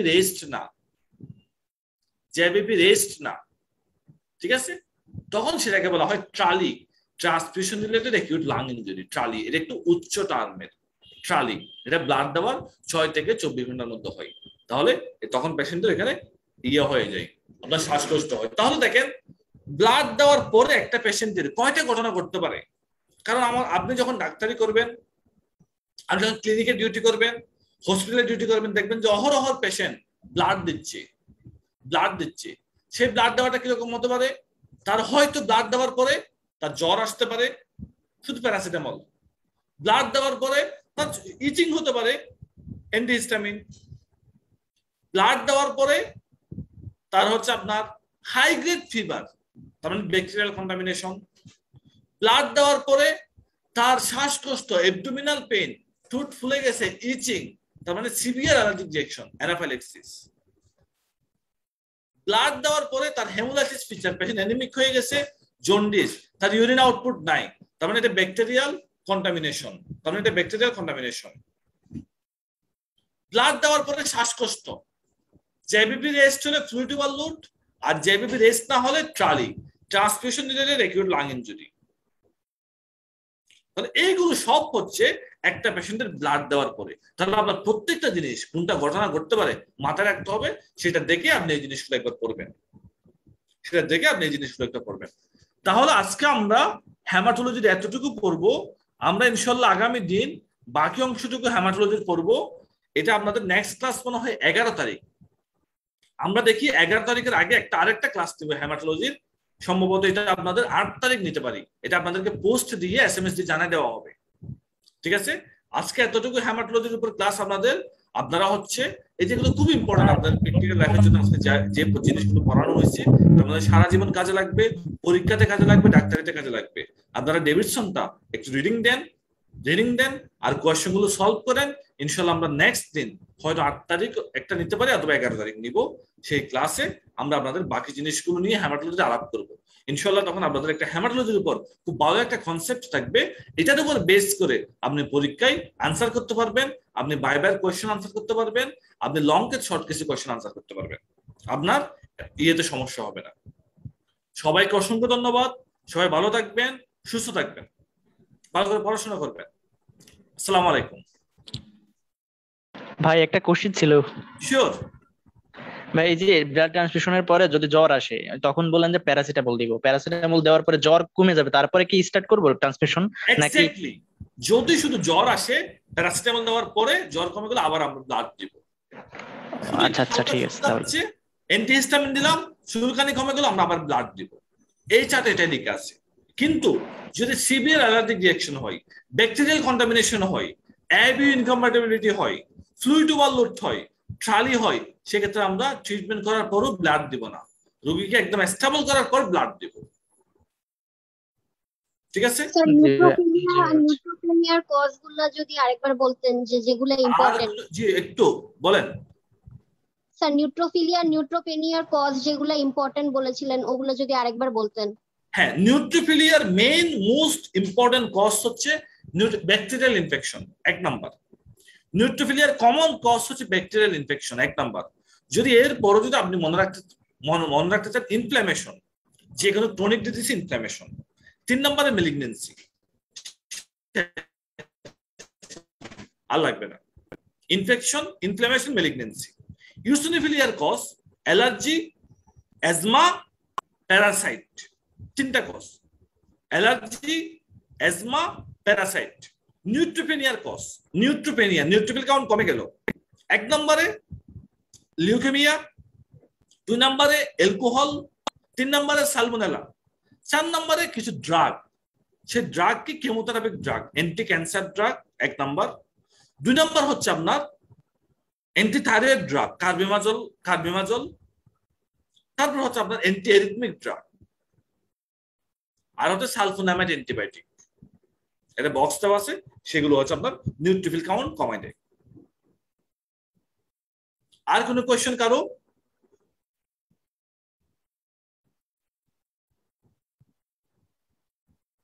ওকে, সবাইকে আপনাদের সাথে সবার সাথে একটু ইন্টারাকশন করে ক্লাস নিয়ে ভালো লাগলো। ইনশাল্লাহ আপনাদের সাথে নেক্সট ক্লাস দেখা হবে। আশা করি আপনারা একটু নিজে পড়াশোনা করবেন। আমি একটা আবার বলতেছি, আপনি 5th ইয়ারটা আপনি কাজে লাগাবেন। 5th ইয়ারটা হচ্ছে আপনার লাইফ সেভিং, ডাক্তার সেভিং। আপনি যদি যেইটাই করেন 5th ইয়ার যদি আপনি একটু ভালো করে পড়াশোনা করেন, 5th ইয়ারের টিচারদের প্রত্যেকটা লাইন ইম্পর্টেন্ট, সেটা কাজে লাগায় হচ্ছে আপনি বাকি জীবন খুব ভালোভাবে আপনি করতে পারবেন। তখন দেখবেন যে 5th ইয়ারের পর আপনার একটা বিসিএস হওয়া, এফসিপিএস হলো কোনো ব্যাপার না, যদি আপনি 5th ইয়ারটাকে ভালোভাবে কাজে লাগান। আপনার ক্যারিয়ারের, আপনার ডাক্তারিতে আপনার লাইফ চেঞ্জ হয়ে যাবে। আপনি 5th ইয়ারের আগে বাকি 4 বছর 1 লাইন পড়াশোনা না করলেও সমস্যা নাই, শুধু 5th ইয়ার যদি আপনি 1.5 বছর ফুল টাইমটা কাজে লাগান, আপনার লাইফ সাকসেসফুল। ধন্যবাদ, সবাই ভালো থাকবেন। আসসালামু আলাইকুম। আসসালামু আলাইকুম। ওয়ালাইকুম আসসালাম।